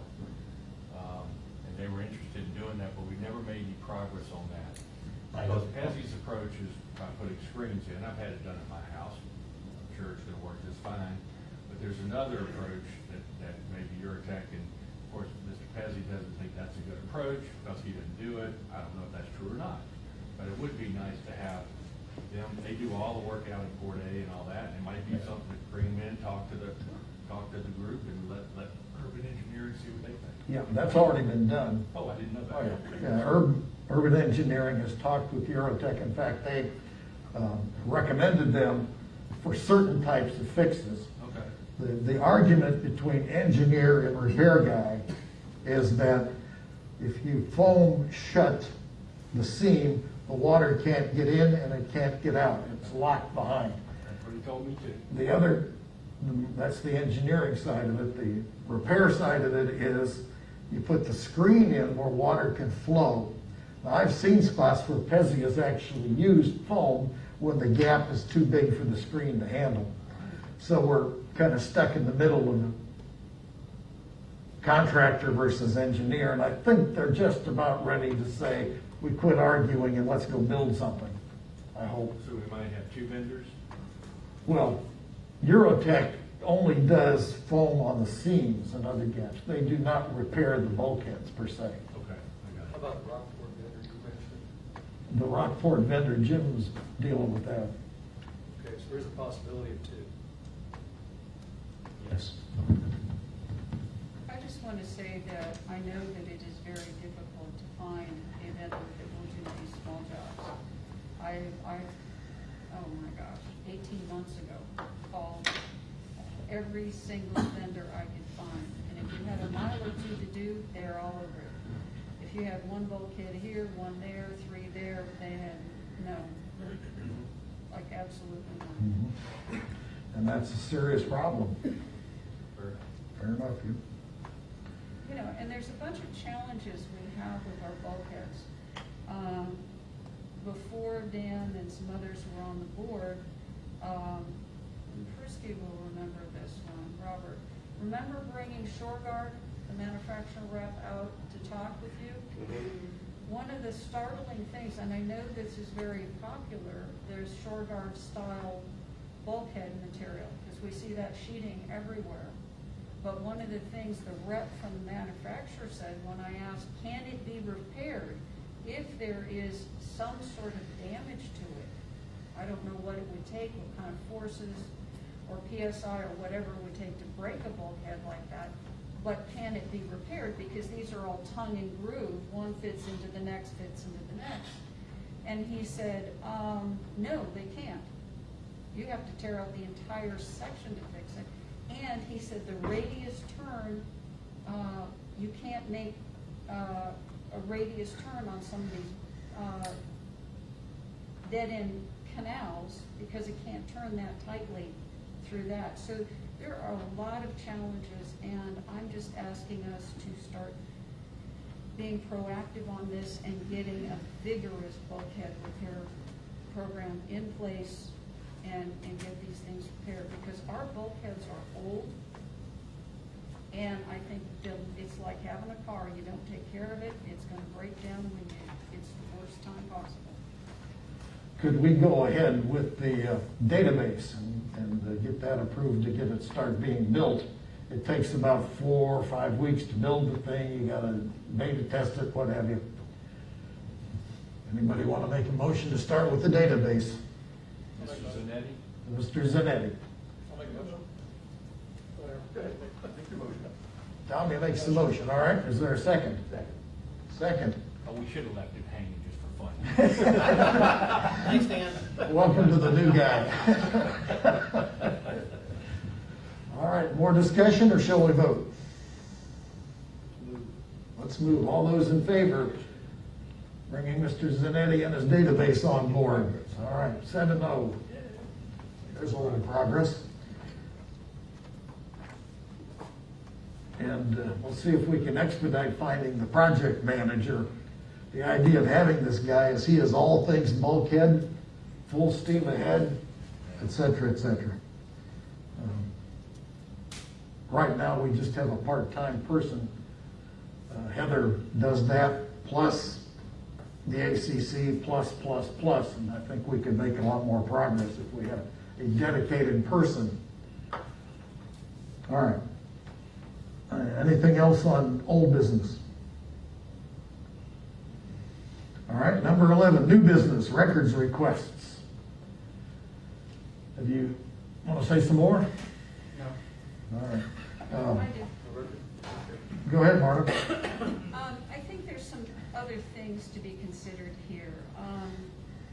I have to stand up for members. They have a right under the law to request records. I think that it might be a good idea for us, for the sake of the transparency that we promise people, is to routinely make records available. I had come up with an idea and even had offered a computer for free to the association where we could load up that computer with such documents. It's not connected to the network, so nobody can go in fishing, but it would be connected to a printer, and then they could come in on their own time, see whatever they wanted as a member, and print out what they wanted to print out, thus saving staff time, yada, yada. I never heard back, and I gave the computer away to somebody else, sorry. I couldn't keep it in my garage any longer. But I think there are some reasonable alternatives here that could reduce those fees and honor the members. Also, I think the other thing is, if we are being honest with people, if we are being transparent with people, if we are doing our jobs and repairing bulkheads and not delaying on any bulkhead repair, people see us as a well-run organization, I think that we are going to reduce the number of records requests down to something very, very reasonable. My 2 cents. Barbara? So. Sir. If we are really good about what we do, we could actually simply publish all our emails every month. And you and I talked about that earlier. Absolutely. I think if we could figure out how technologically to do that, we could put some kind of file on the website and dump them in there every month. Anybody who wants to go read them, read them. Yeah. I make a motion, we do that. Well, I'm not sure technology-wise we can do that. Jim, we can look into it. I'll second it. I'll make a motion, we do our very, very best to get a system set up so that everything gets automated, so that we do, anything legal gets pulled out, and all those things get taken care of that we can't submit. But I'm 100% for opening up the records, putting them out there so anybody can see. All right. I second it. Second, more discussion? Let's vote, all in favor, making all the emails public with some exceptions on private legal issues and other personnel matters, what have you. All right, 7-zip? 7-zip. And Marvin, I would also like to suggest that that's not just emails, it's our minutes. It's everything that, I know they're on the website now, but I want to make sure that everything gets downloaded into that so that when somebody gives us a public records request, say, here's where you go get the emails, here's where you go get the rest of it. We don't have to do anything, they just go to it. And then none of us have to be, discombobulated Right. to do this. That way every month we don't have to play the game. I'm all for it. And you know what? If it costs a few pennies to do this, to set it up, I think the membership and the organization has to do it. This is the world we live in, unfortunately. Unfortunately, I think everybody should get it. I shouldn't have said unfortunately. Jim, make it so. All right. It's very costly for, as it's set up now, both in time and labor and what have you. So if we can get it automated, that'd be terrific. Okay, covenant amendment, short-term rentals. We may have discussed that at length. Anybody got any more to say about that? All right. Access Capital and Diamond Beach IBC bank cam fees. Jim?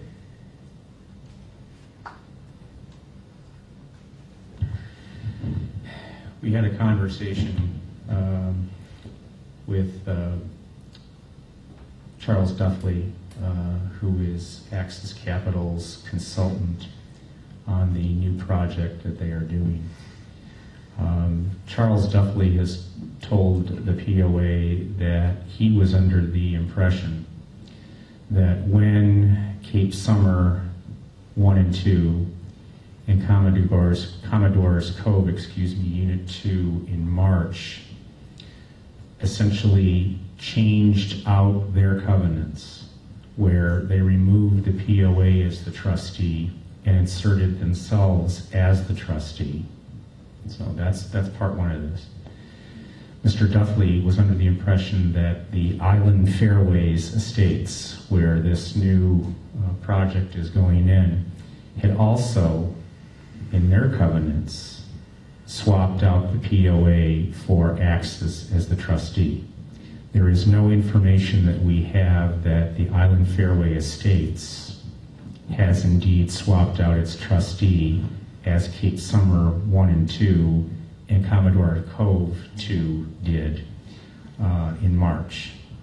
So we have asked counsel, Mr. Cagle, to contact Access counsel, Mr. Burton, to determine the intention of Access as to the belief that Mr. Duffley had as of earlier this week.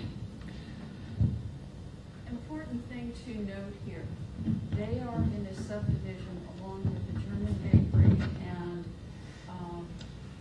Flower Bluff Independent School District. Their property is right between those two.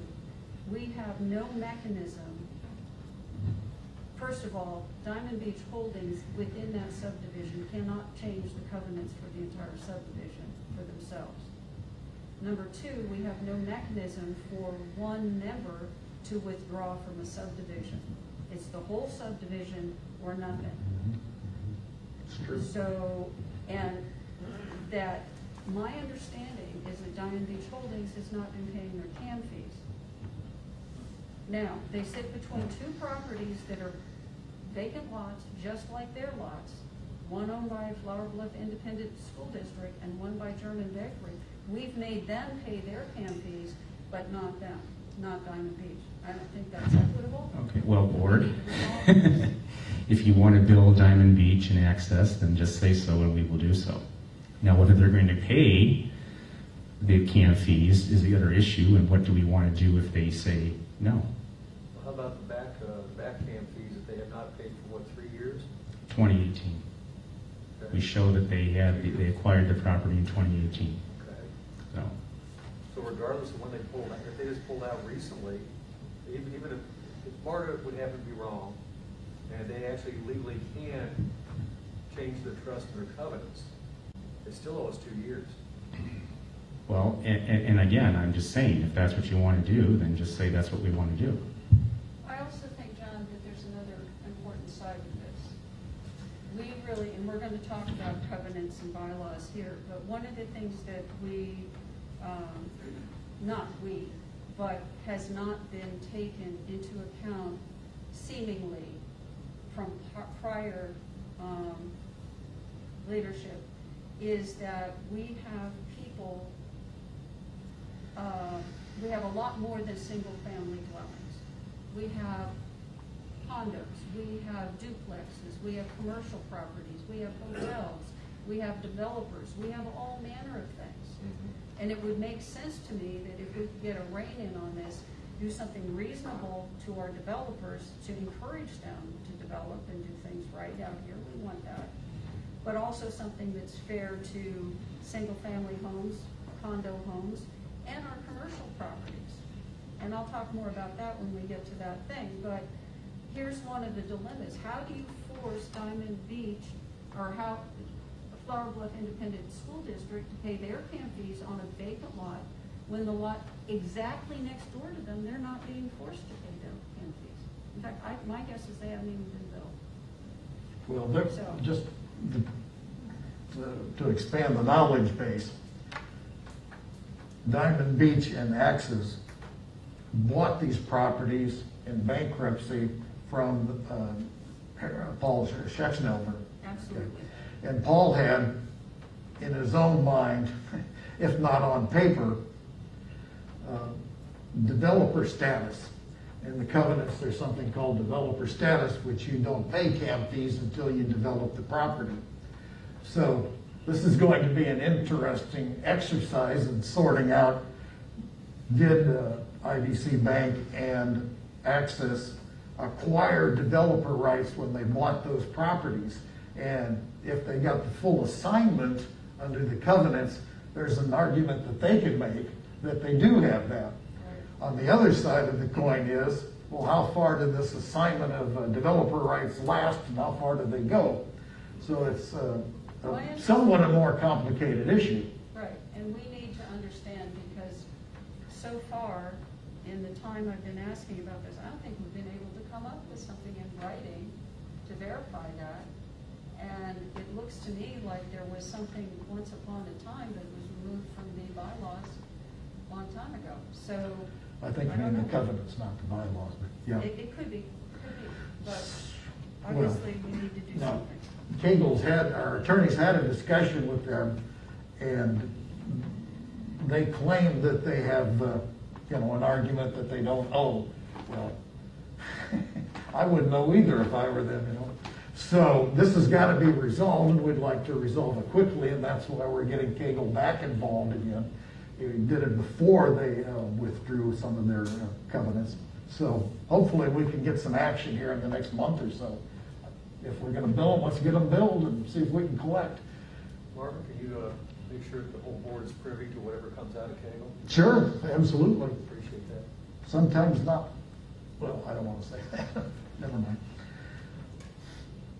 All right. What else? So we come out. Or is the board authorizing them to bill? Do we have a motion in a second? I think we should discuss it with our lawyer first. They are members of the POA, and maybe we need to, use a little carrot and stick instead of a stick.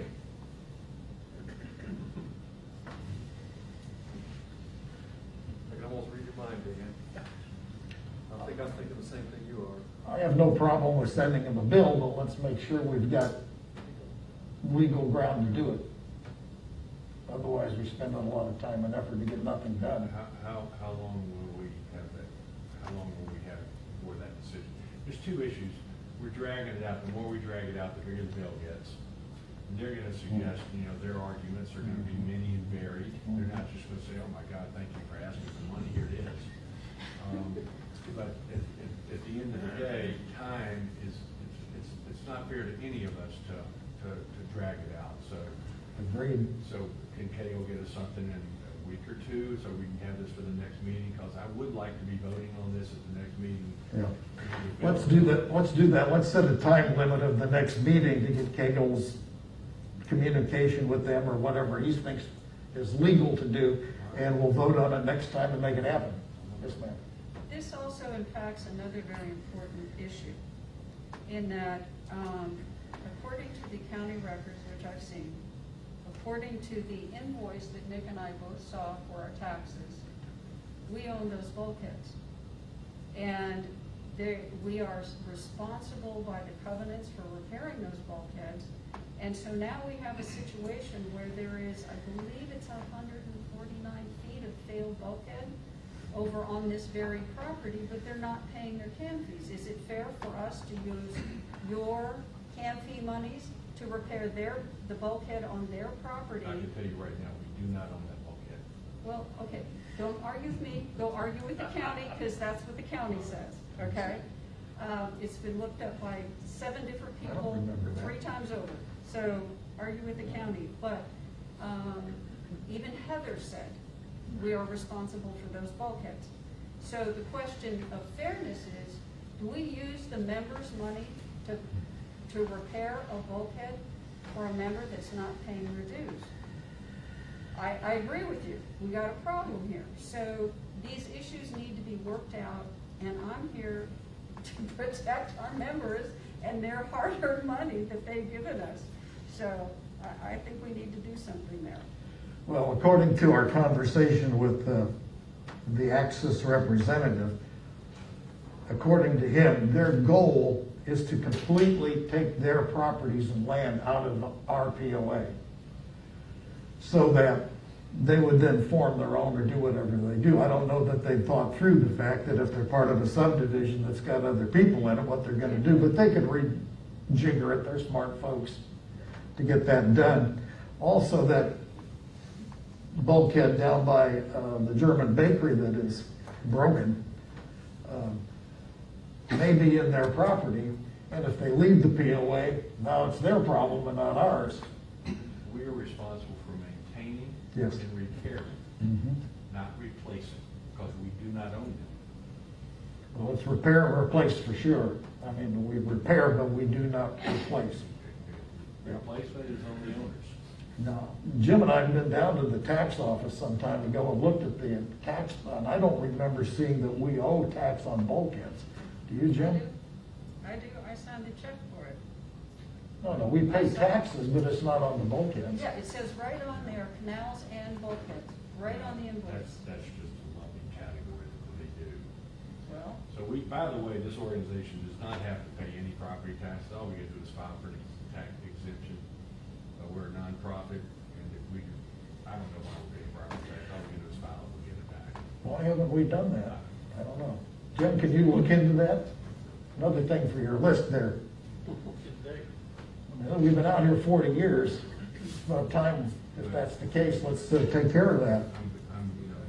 I've got some other nonprofits, and I have to do it. They don't come to me. I have to go ask for it. Sure. But every time I ask for it, they give it to me. All right. All right, so the conclusion is, next meeting, we're gonna know whether we're gonna bill these guys or not. Is that fair? All right. Okay, on this end of the table? John? Yep. I've already got it. All right. Item D, second legal opinion refines for covenant violations. We've received a opinion from our attorney saying that the POA cannot fine people for violations of the covenants in compliance terms. Do we want to get a second opinion? Please remember that before Greg Cagle was John Bell. John Bell created something called a dedicatory document, which is akin to covenants, bylaws, and articles of incorporation, but it's different from those things in that it's created by the board, or can be created by a board. And Bell used that dedicatory document to create that list of violations with the fine of $100 or $50 or whatever it was. So that was his opinion. Now we have an opinion from the current lawyer that you can't find anything, and the reason is it's not listed or stated in the covenants that you can find people. Do we want to go 2 out of 3, or Marta? We've already gotten to, this has also been floated. We paid nearly $5,000 to Gaynor for a second opinion on fines, and he agreed that we couldn't fine and wanted to rename the fining admin fees, which according to Leah Burton, our previous, who used to be with Cable, will not hold up in court and is likely to get us sued. And so I have a little bit of problem with this because it kind of smacks of fishing for an opinion that we want rather than fixing the problem. I'm for fixing the problem. All right. And not only does compliance need it, ACC needs this too. We need to fix our, would you build a house on a broken foundation? You wouldn't. It makes no sense. You wouldn't build a house on top of an earthquake fault. I mean, we need to fix these things that are hamstringing us, not go shopping for money. And how many thousands of dollars do you want to pay of members' money to keep shopping until you find an opinion that suits us? I think there's a better way to do this. What is the fix? Let's be specific here. Well, Keiko, Nick and I went to San Antonio and went to the homeowners meeting with all the seminars and stuff that was specifically designed to educate boards on compliance issues. And the reason that we are having trouble fining is twofold. One, we aren't even set up like a POA, we're set up like a trust. And some of our covenants and our bylaws are not set up properly. The fining has to be connected with our CC&Rs, and it currently is not, and that's where we're having the problem. In the interim, while we are fixing things, one of the things that we could do is have a compliance liaison that does all the inspections for weeds and whatever, and turn them over, work with the city. They annexed us. They have teeth. Let's continue to do that. That's a good step. Have them, they've got teeth. They can go out there and fine thousands of dollars for a violation. Let them do that. And then we can target the truly habitual offenders, think derelict properties that drive everybody nuts. And we can get a legal injunction forcing compliance. That we can do. And we could do that carefully selected. I'm not saying run out and do that for somebody who has a few weeds in their yard or a little sand in their gutter. Be fair with the members of this community and use that as at least a starting base while we maybe fix some of these covenant problems so that we can turn our ACC into a more functioning unit and our compliance program makes sense, and it's fair and reasonable to our residents. Dan? So, ever since I got on the board, I've read the state statute and looked in our local, and I agree with Cable's assessment. We cannot find. I mean, this is exactly where I thought we'd end up. Whose idea, I mean, why is this even on the agenda? Who wants a second opinion? May I ask? It was just put out there as an option. Well, let me just say something, okay? My job is to present options to the board, okay? I'm not suggesting you get 3, 5, 10 opinions. It was just an option. Because you have what John Bell did, you have what Michael Gaynor did, okay? There were issues surrounding that. We don't need to revisit that. And now there is the Cagle opinion. As far as compliance, we are seeking a compliance coordinator to do the very thing that Marta has suggested, and that is to coordinate with the city, who has the teeth, okay, to force property owners, okay, to keep their properties as they should, based on our covenants and based on the city code, all right? I think people frankly need to be upset when someone says whose responsibility it is to take care of that property. It's the property owner's responsibility. It's not ours. It's the property owner's responsibility, first and foremost, okay? We see a lot of repeat offenders for everyone who complains about tall grass and weeds and wildflowers, etc. It's inevitable, all right? So we are seeking to have a compliance coordinator, as you know, work with the city to turn these properties over to the city. Okay? But the city, between 30 and 60 days is what we've been told to remediate the problem. Yeah, we had a meeting with the city compliance department some time ago, set up by Paulette Gerardo. Thank her again for that. And our local compliance officer from the city was coming to the POA office every 10 or 12 days, talking with Kathy, who has now resigned and moved off to Houston, to take the top 10 or 12 problem children and go do it. And that was working. So what Marta is suggesting was already there. The COVID shut down the city, and so Jim just talked to him the other day about a few properties. So when we get this new compliance person on board, that person's job will be to keep feeding the city problem children and go from there. Sir. Would anybody on this group, have a problem if Marta and I met with the police department, which is over code enforcement, to discuss the concept of actually hiring a code enforcement person off duty to work for us, much like we hire Officer Jenko off duty, to do the same thing for us, working whenever, I think you get a little more attention for that. Yeah, I don't know if they'll do it, but would you have any problem if we went and tried to approach that and see if it's an option for us? No problem from here. No problem. But Lieutenant, is that something that is potentially possible? That's interesting. I've never heard that presented, brought up, or even just whispered in hallways. Well, Bad idea. Well, good. The question So often would I be, have a good one.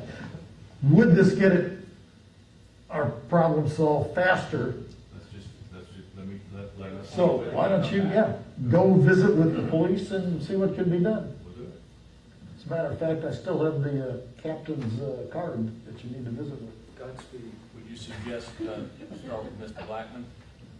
I thought it was over code enforcement. Well, they report into him, but that concept of an off-duty officer, where would you But start? they've changed around a lot, They did so I change don't around. know. I thought There's a been lot. a change, so I don't know. I think Patrick Roberts. No, okay. Okay, then just, Okay. Yeah, go forth and Would you do it. Could you send Marta and myself, if you could just dig around and find out who the best person to go talk about this topic would be with, that'd be fine. Thank you very much. Learn more, we're still on I'd the be happy topic. to. One thing I would like to bring up is that for our own protection, we need to stay with our attorney of record. Yes, So, absolutely. yeah, I really don't want to face a lawsuit because we vary. Well, this was just an option, so I don't foresee us going after another opinion. This discussion. I'm sorry, Nick, go ahead. I want to just go one step past what Dan said, in that getting more opinions, we can get 4 out of 7 like a baseball game. But if we pick and agree with someone other than our attorney of record, then we lose all protection from our E&Os. So just carrying his comment one step further, you don't disagree with your attorney of record, No, that's not true. Your E&O still covers you. even if we go against them. Yes. Well, if you have two competing legal opinions, you're covered in both directions, according to the property code and the organization code, so. Well, I don't think we need any more opinions on this. Cagle was very definitive, so there you go. All right. Water Exchange Bridge and Island Walk. What's up with that? I'll say something on that. All right, we love our developers, but our job is to look out for our members. And what Paul Scheck-Snyder does on his property is his business. No intention of mucking with that. But Paul Scheck-Snyder has stated that the water exchange bridge is located in an area that will take full advantage of currents and from the Gulf and winds to push as much water as possible through the water exchange bridge. He has also stated at 2 different times to me and in a meeting with some of the people here that the increased water volume and velocity has the potential to undermine bulkheads, compromise the bridge at Encantada, perhaps the one at Whitecap, and we will have to do regular dredging due to the increase of shoaling, and we will have a lot more canal cleanup as boaters use the canals in that section. There's also a concern about flooding. We also had a meeting with Chris Urban, the engineer on the project, and I spoke to a long time ago the city engineer. Both of them had stated that there have not been any water flow studies or any studies done on the impact to our canals and our bridges or our properties. Now, last January, we had talked about, and I thought agreed, to hiring an independent engineer who would review not their project, but the impact on our canals and our properties. And the idea was to be proactive, find out if there is danger anywhere to any properties, be it a bulkhead, the Encantada Canal, culvert, whatever, and then do something to prevent that from happening. Maybe we need to, where the bulkhead and the sand is, put some, Pezzi has a name for it, but it's crushed concrete that it helps support those bulkheads and prevent them from being undermined. Maybe there are things we can do so this all goes smoothly, everybody's happy, everybody goes home, no properties are damaged, no bulkheads are damaged, no bridges or culverts are damaged. Maybe we can mitigate this before we have an outraged community. So my question is, we said we would do this, how about we do it? There was no motion to that effect. Okay, I make a motion then that we get an independent engineer to look out for the best interests of our members and look at the impact this might have on our canals and bridges and so on and so forth, so that we have the option to at least know what we're facing from somebody that has the credentials, and then do something to prevent the damage before it happens. That's a long motion. It's a hell of a long motion. So you want to hire an engineer to do our water flow study? Yes. All right, there's a motion before the board. Is there a second? Second. Make seconds. Discussion. Do we have a ballpark figure of what this might cost? I have no idea. You want to put a projected price tag on this?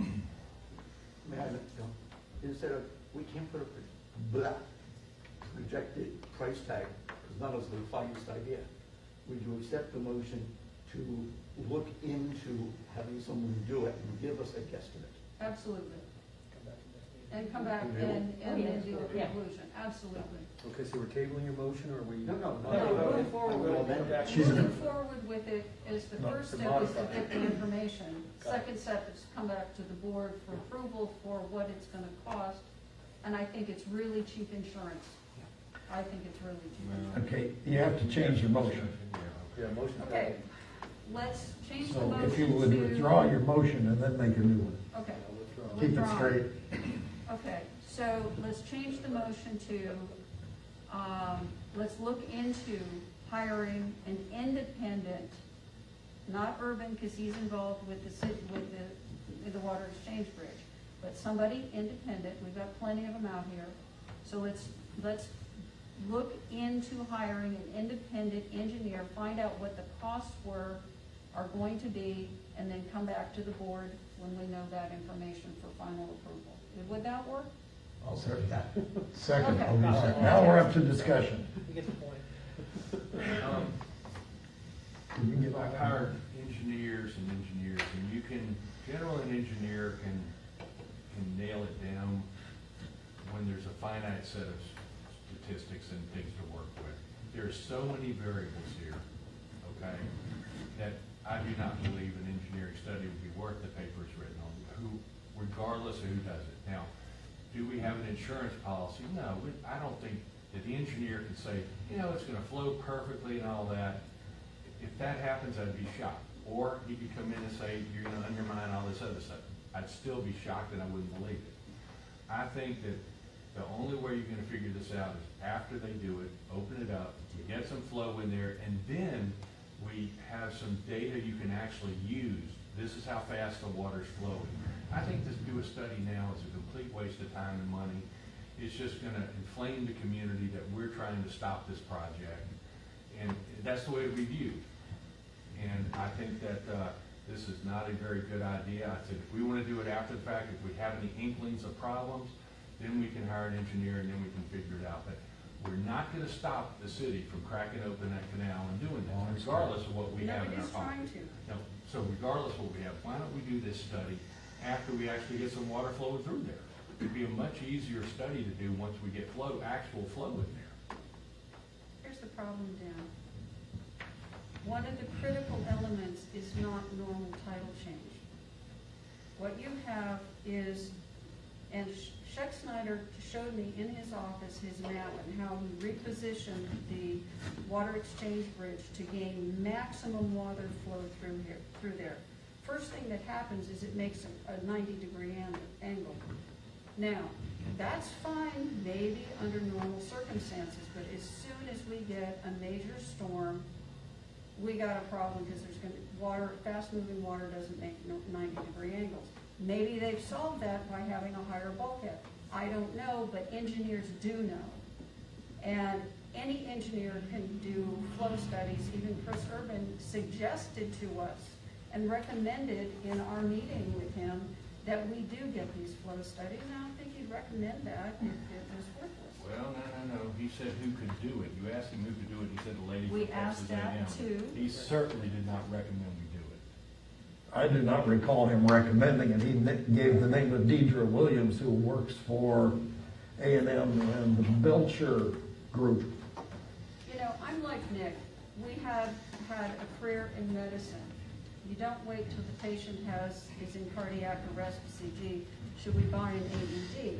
I think that this is a big project. We don't want to interfere with what they're doing, but we do owe it to our members to protect their properties and not wait to see what happens, because we might have some very serious problems and we're going to have some really tough questions to answer to them if we've sat on this and not done this. So We can agree to disagree. okay. More discussion? What's our liability if we just don't do anything? Nothing?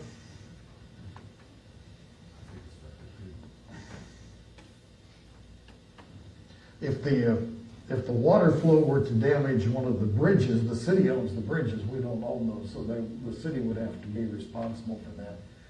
But we would be responsible for repairing bulkheads and that kind of thing, so. And if the people cause the damage to our bulkheads and we can prove it with studies and all that, then we sue them and they have to fix it. But I don't, yeah, okay, well, And what if the water backs up? What if Paul is right and the bridge at Encantada we can let it cannot down. take that increased volume in velocity of water, and it hits that and starts backing up and overflowing into people's yards? What happens then? That's a problem. Sure. I don't want our members to experience that. I really don't. I want to do right by them. I don't think your intentions are wrong, I just think I'd like to do it after the fact. But you got a motion on the table, did you get a second? Yes. There was a second. Anybody else? All right, let's vote. All those in favor of Marta's motion, raise your right hand. All those opposed? Motion passes 4-3. Get a price. To get a price. Yeah, I thought you said it. Marvin Bain. I think it would be, as Dan said, easier to get a study when the water is there versus try to guess what it's going to be. But engineers guess all the time. We're getting a price. Getting a price. That's all. You're gonna have to find somebody that No, knows I what think, they're I think doing. the lady that, Urban recommended, University. Whitman, the lady texted me, that's probably a good place to go to start. Yeah, I've spoken to her 2 or 3 times about it, and we can certainly ask her, but she didn't seem to, my impression was that's not the kind of work she does. Okay, maybe she can help us. But maybe she can find somebody else. All right. Okay, motion passed. Covenant and bylaws. All right, I'll go. So we have promised to our members to be transparent. And our attorney, Greg Cagle, has recommended many times that we need to come clean with our members. A lot of people do not understand some of the problems we're having. And as you just witnessed here, we can't find because we have a problem with the way our covenants and bylaws were written. That also means we do not have the authority to do variances. There's a lot of things that are normal everyday business in an HOA and a POA. And we are hamstrung because of covenant and bylaw problems. And I think that we need to come clean with our members, tell them the situation so they understand what's going on, and then as a community, we work together to resolve these issues. Maybe it's working with subdivision by subdivision to help resolve some of these issues. But instead of trying Band-Aids and workarounds and more attorney opinions, maybe just fix the problem. It's not an easy fix, I get it. But the membership needs to understand why we're having these problems. It's not because we don't care. It's because we are hamstrung by something that was built by that was written by developers back in the 70s that just simply doesn't even apply. There are things right now that we have as guidelines or in our covenants, and Sandy can tell you this, that don't meet current building code for our ACC. We need a top-down look at ACC compliance and our covenants and bylaws and do the right thing. It's never going to get any easier, especially with all these developers building out here. The more homes, the longer we wait, the harder it's going to be. We can't go back in time, wish we could, when we only had a scattering of 100 houses out here. But we need to take the time and work with the communities, and keep in mind those covenants and those bylaws. Our members are who we are here to serve, not vice versa. And in the ACC meeting, I went to the last one, and there was a woman very upset. And I said to her, if you were given the opportunity, knowing how important this is to you, if you were given that opportunity to vote on this, would you? And she said, oh yeah, and her neighbors would too. So we need to be honest with our members, and all I'm saying with taking the opportunity to talk about covenants and bylaws is they are draconian, they are out of date, they don't even make sense. And we have situations on this island right now where one family is allowed, because of the subdivision they're in, to build shade structures or to build beyond the build line. And the house literally next door can't do that. Well, that's just not equitable. So we need to work with our members and do what's right for them. And so there's my comment. Is there an action plan here? Yeah, let's move to procurement policy. I mean, the board can listen, but unless somebody makes a motion to enact something, Marta? nothing happens. I suggest we have at some point a workshop on covenant changes that we can propose. I think we can, but we need to also communicate with our members. Right, that was Because your they first need to point. understand they have the ability to make these changes.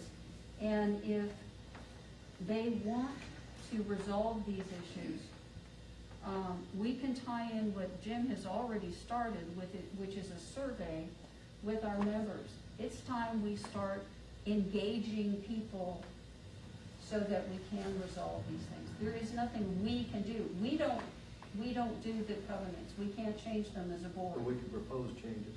We can, and they can propose changes. So we need to look at all of that and start really thinking about progressing that direction. Or we can do nothing and do the best we got with our, making the city do what they gotta do. There are all kinds of things we can do. Yeah, good question. A workshop would be us. What would you consider, actually, as much as I hate to say it, have a town hall and invite comments from the membership?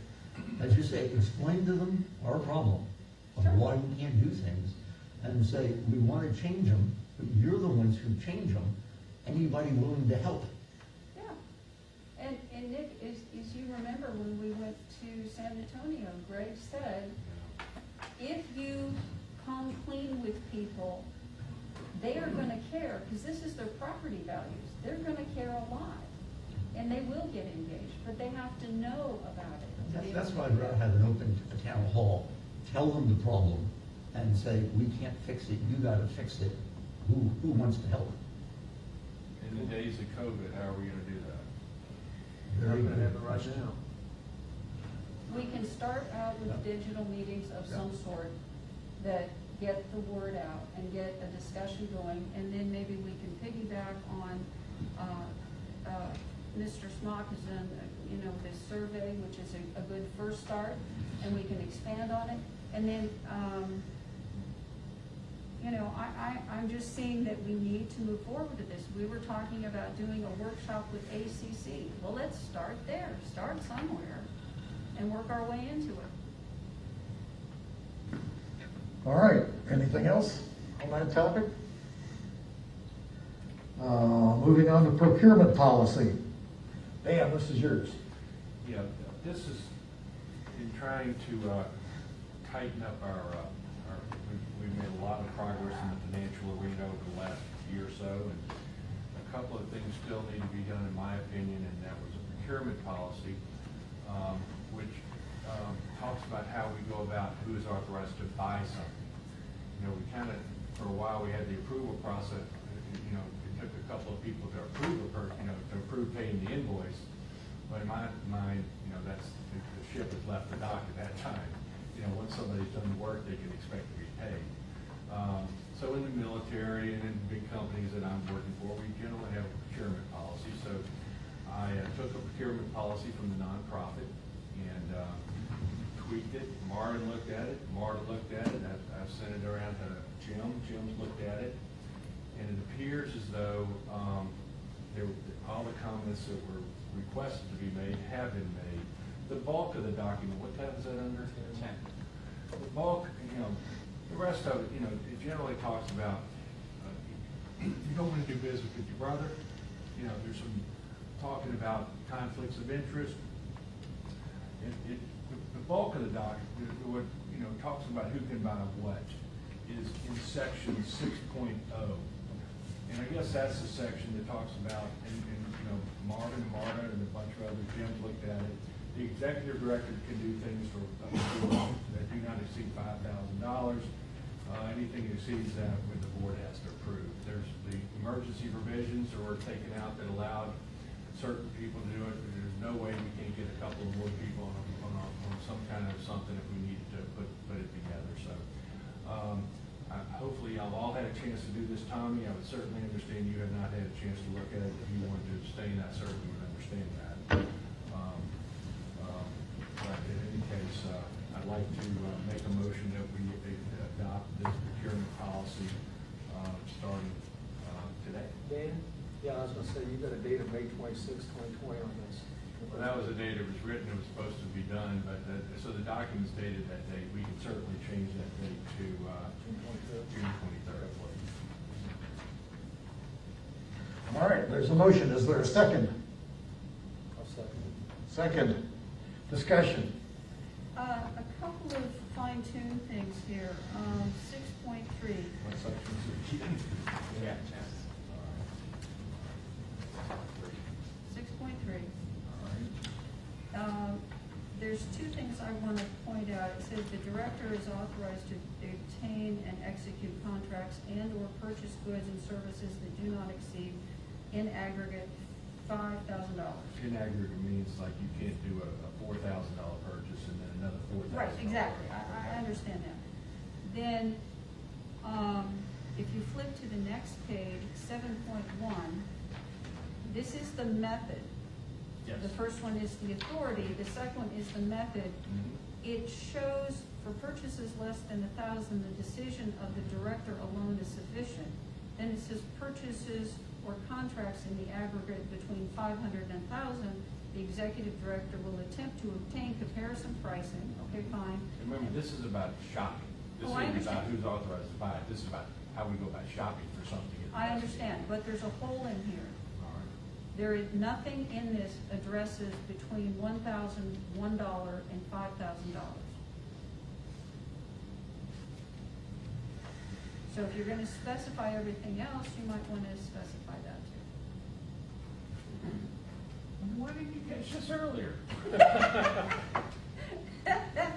For purchasing in the aggregate between 5,000 and 1,000, they were going to obtain comparison. So I'm good with this if we can fix that. Oh, yeah, why don't we just make it up to $5,000? There you go. Yeah, why don't we just do that? Why don't we change that? And that's our current policy, by the way. Yeah, so Yeah. So it this needs to should- be consistent. It would Exactly. be good Thank to you. dovetail. So it needs to be consistent on that. The other thing is 6.3 says the president shall sign contracts and change orders associated with existing contracts on behalf of the POA. Right. What we need to add in here is we also voted as a board that all contracts would be presented to the board for review. That's part of this already in the deal. This is just, Where? once we approve it, he has to sign it. That's Yes, all. but I want to make absolutely certain that those contracts run through the board. How about if I put, once properly authorized, the president? There you go. Okay, I'm good with that. Easy to do, once properly authorized. Okay? I have a question. All right, and then I'll close the gap between the 1,000 to the 5,000. I'll close that gap and we're good to go. And I'll resubmit that to you and we'll get it done. I have a question.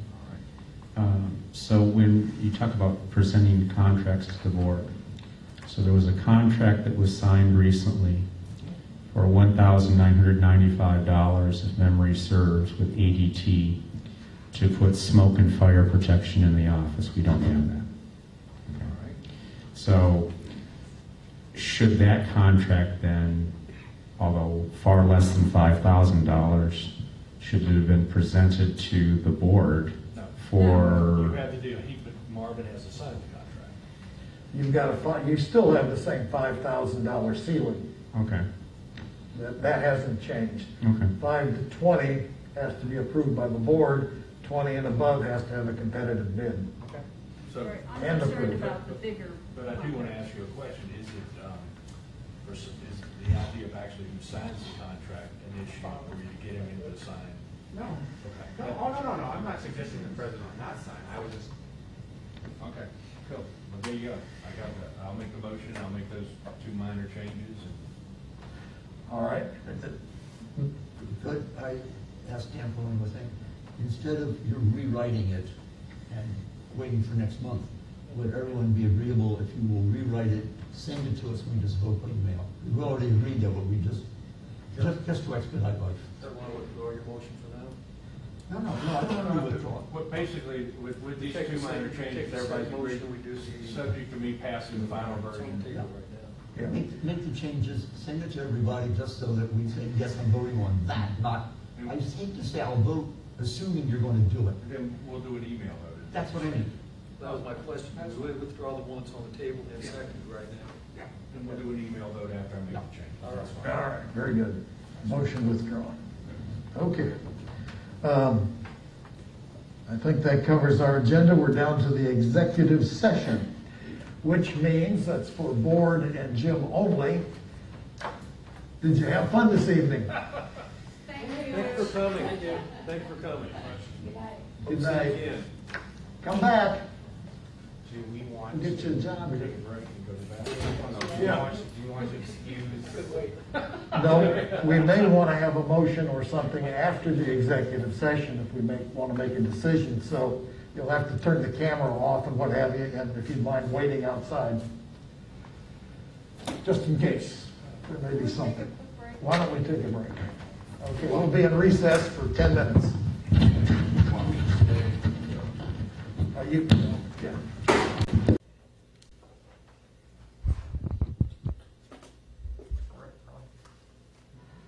All right, we'll return from executive session into the active session. We've got a couple of motions to take care of. What's the first one? Instruct our attorney to refile a corrected bylaw, deleting and. And would you like to make that motion? I will make that motion. Is there a second? Second. Second. Any more debate? One thing, it's a semicolon and, that needs to be replaced with a period. Can you amend the? Semicolon and, Yes, and replace with a period. yeah. Maybe Cable can figure that out. All right. You want to withdraw your motion and restate it? Motion is made to instruct our attorney to refile a corrected bylaw, deleting semicolon and replacing that with a period. All right, you're making that motion? I'm making that motion. Second? Second? All right, all in favor? Aye. All right, 7 votes for.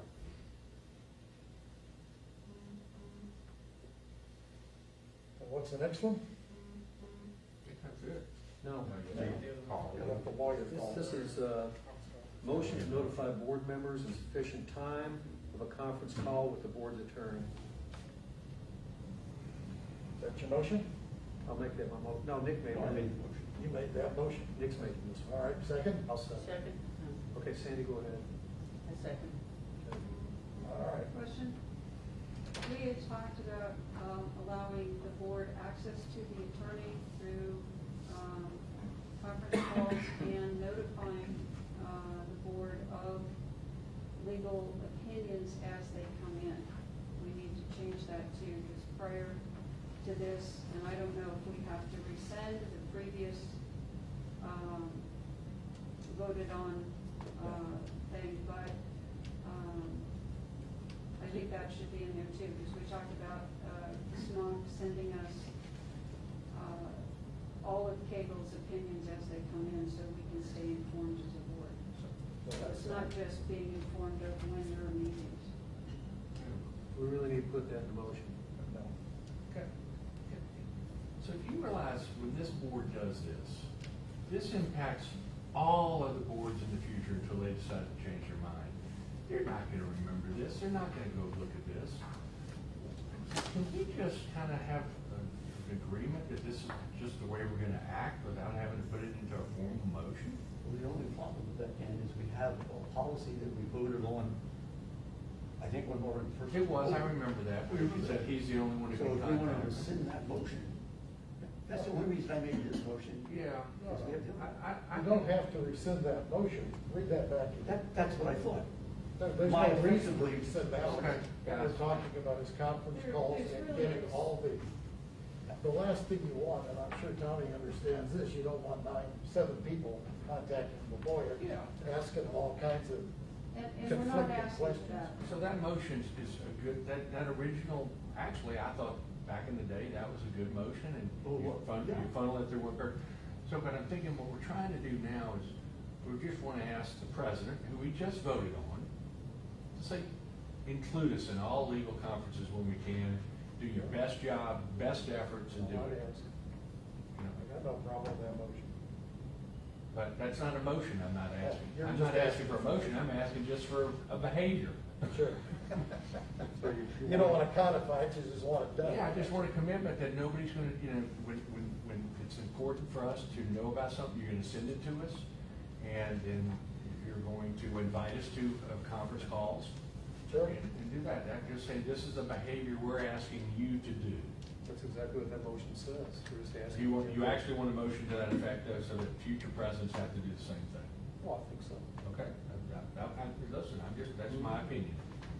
So I can certainly, if you want to vote this as. No, Marvin is gonna cooperate, but next time may not. Okay, fair enough. I'll move forward. So is there a motion and a second? Motion and a second, Dick motion, Sandy second. Read it again. so we Motion vote on it. notify board members in sufficient time of a conference call with the board's attorney. Okay. Boy, sufficient time is sure a subjective term.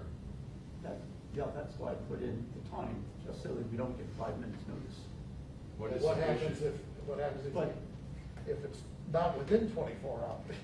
Sufficient time might be Just 10 say minutes. within 20, at a minimum of 24 hours, where possible.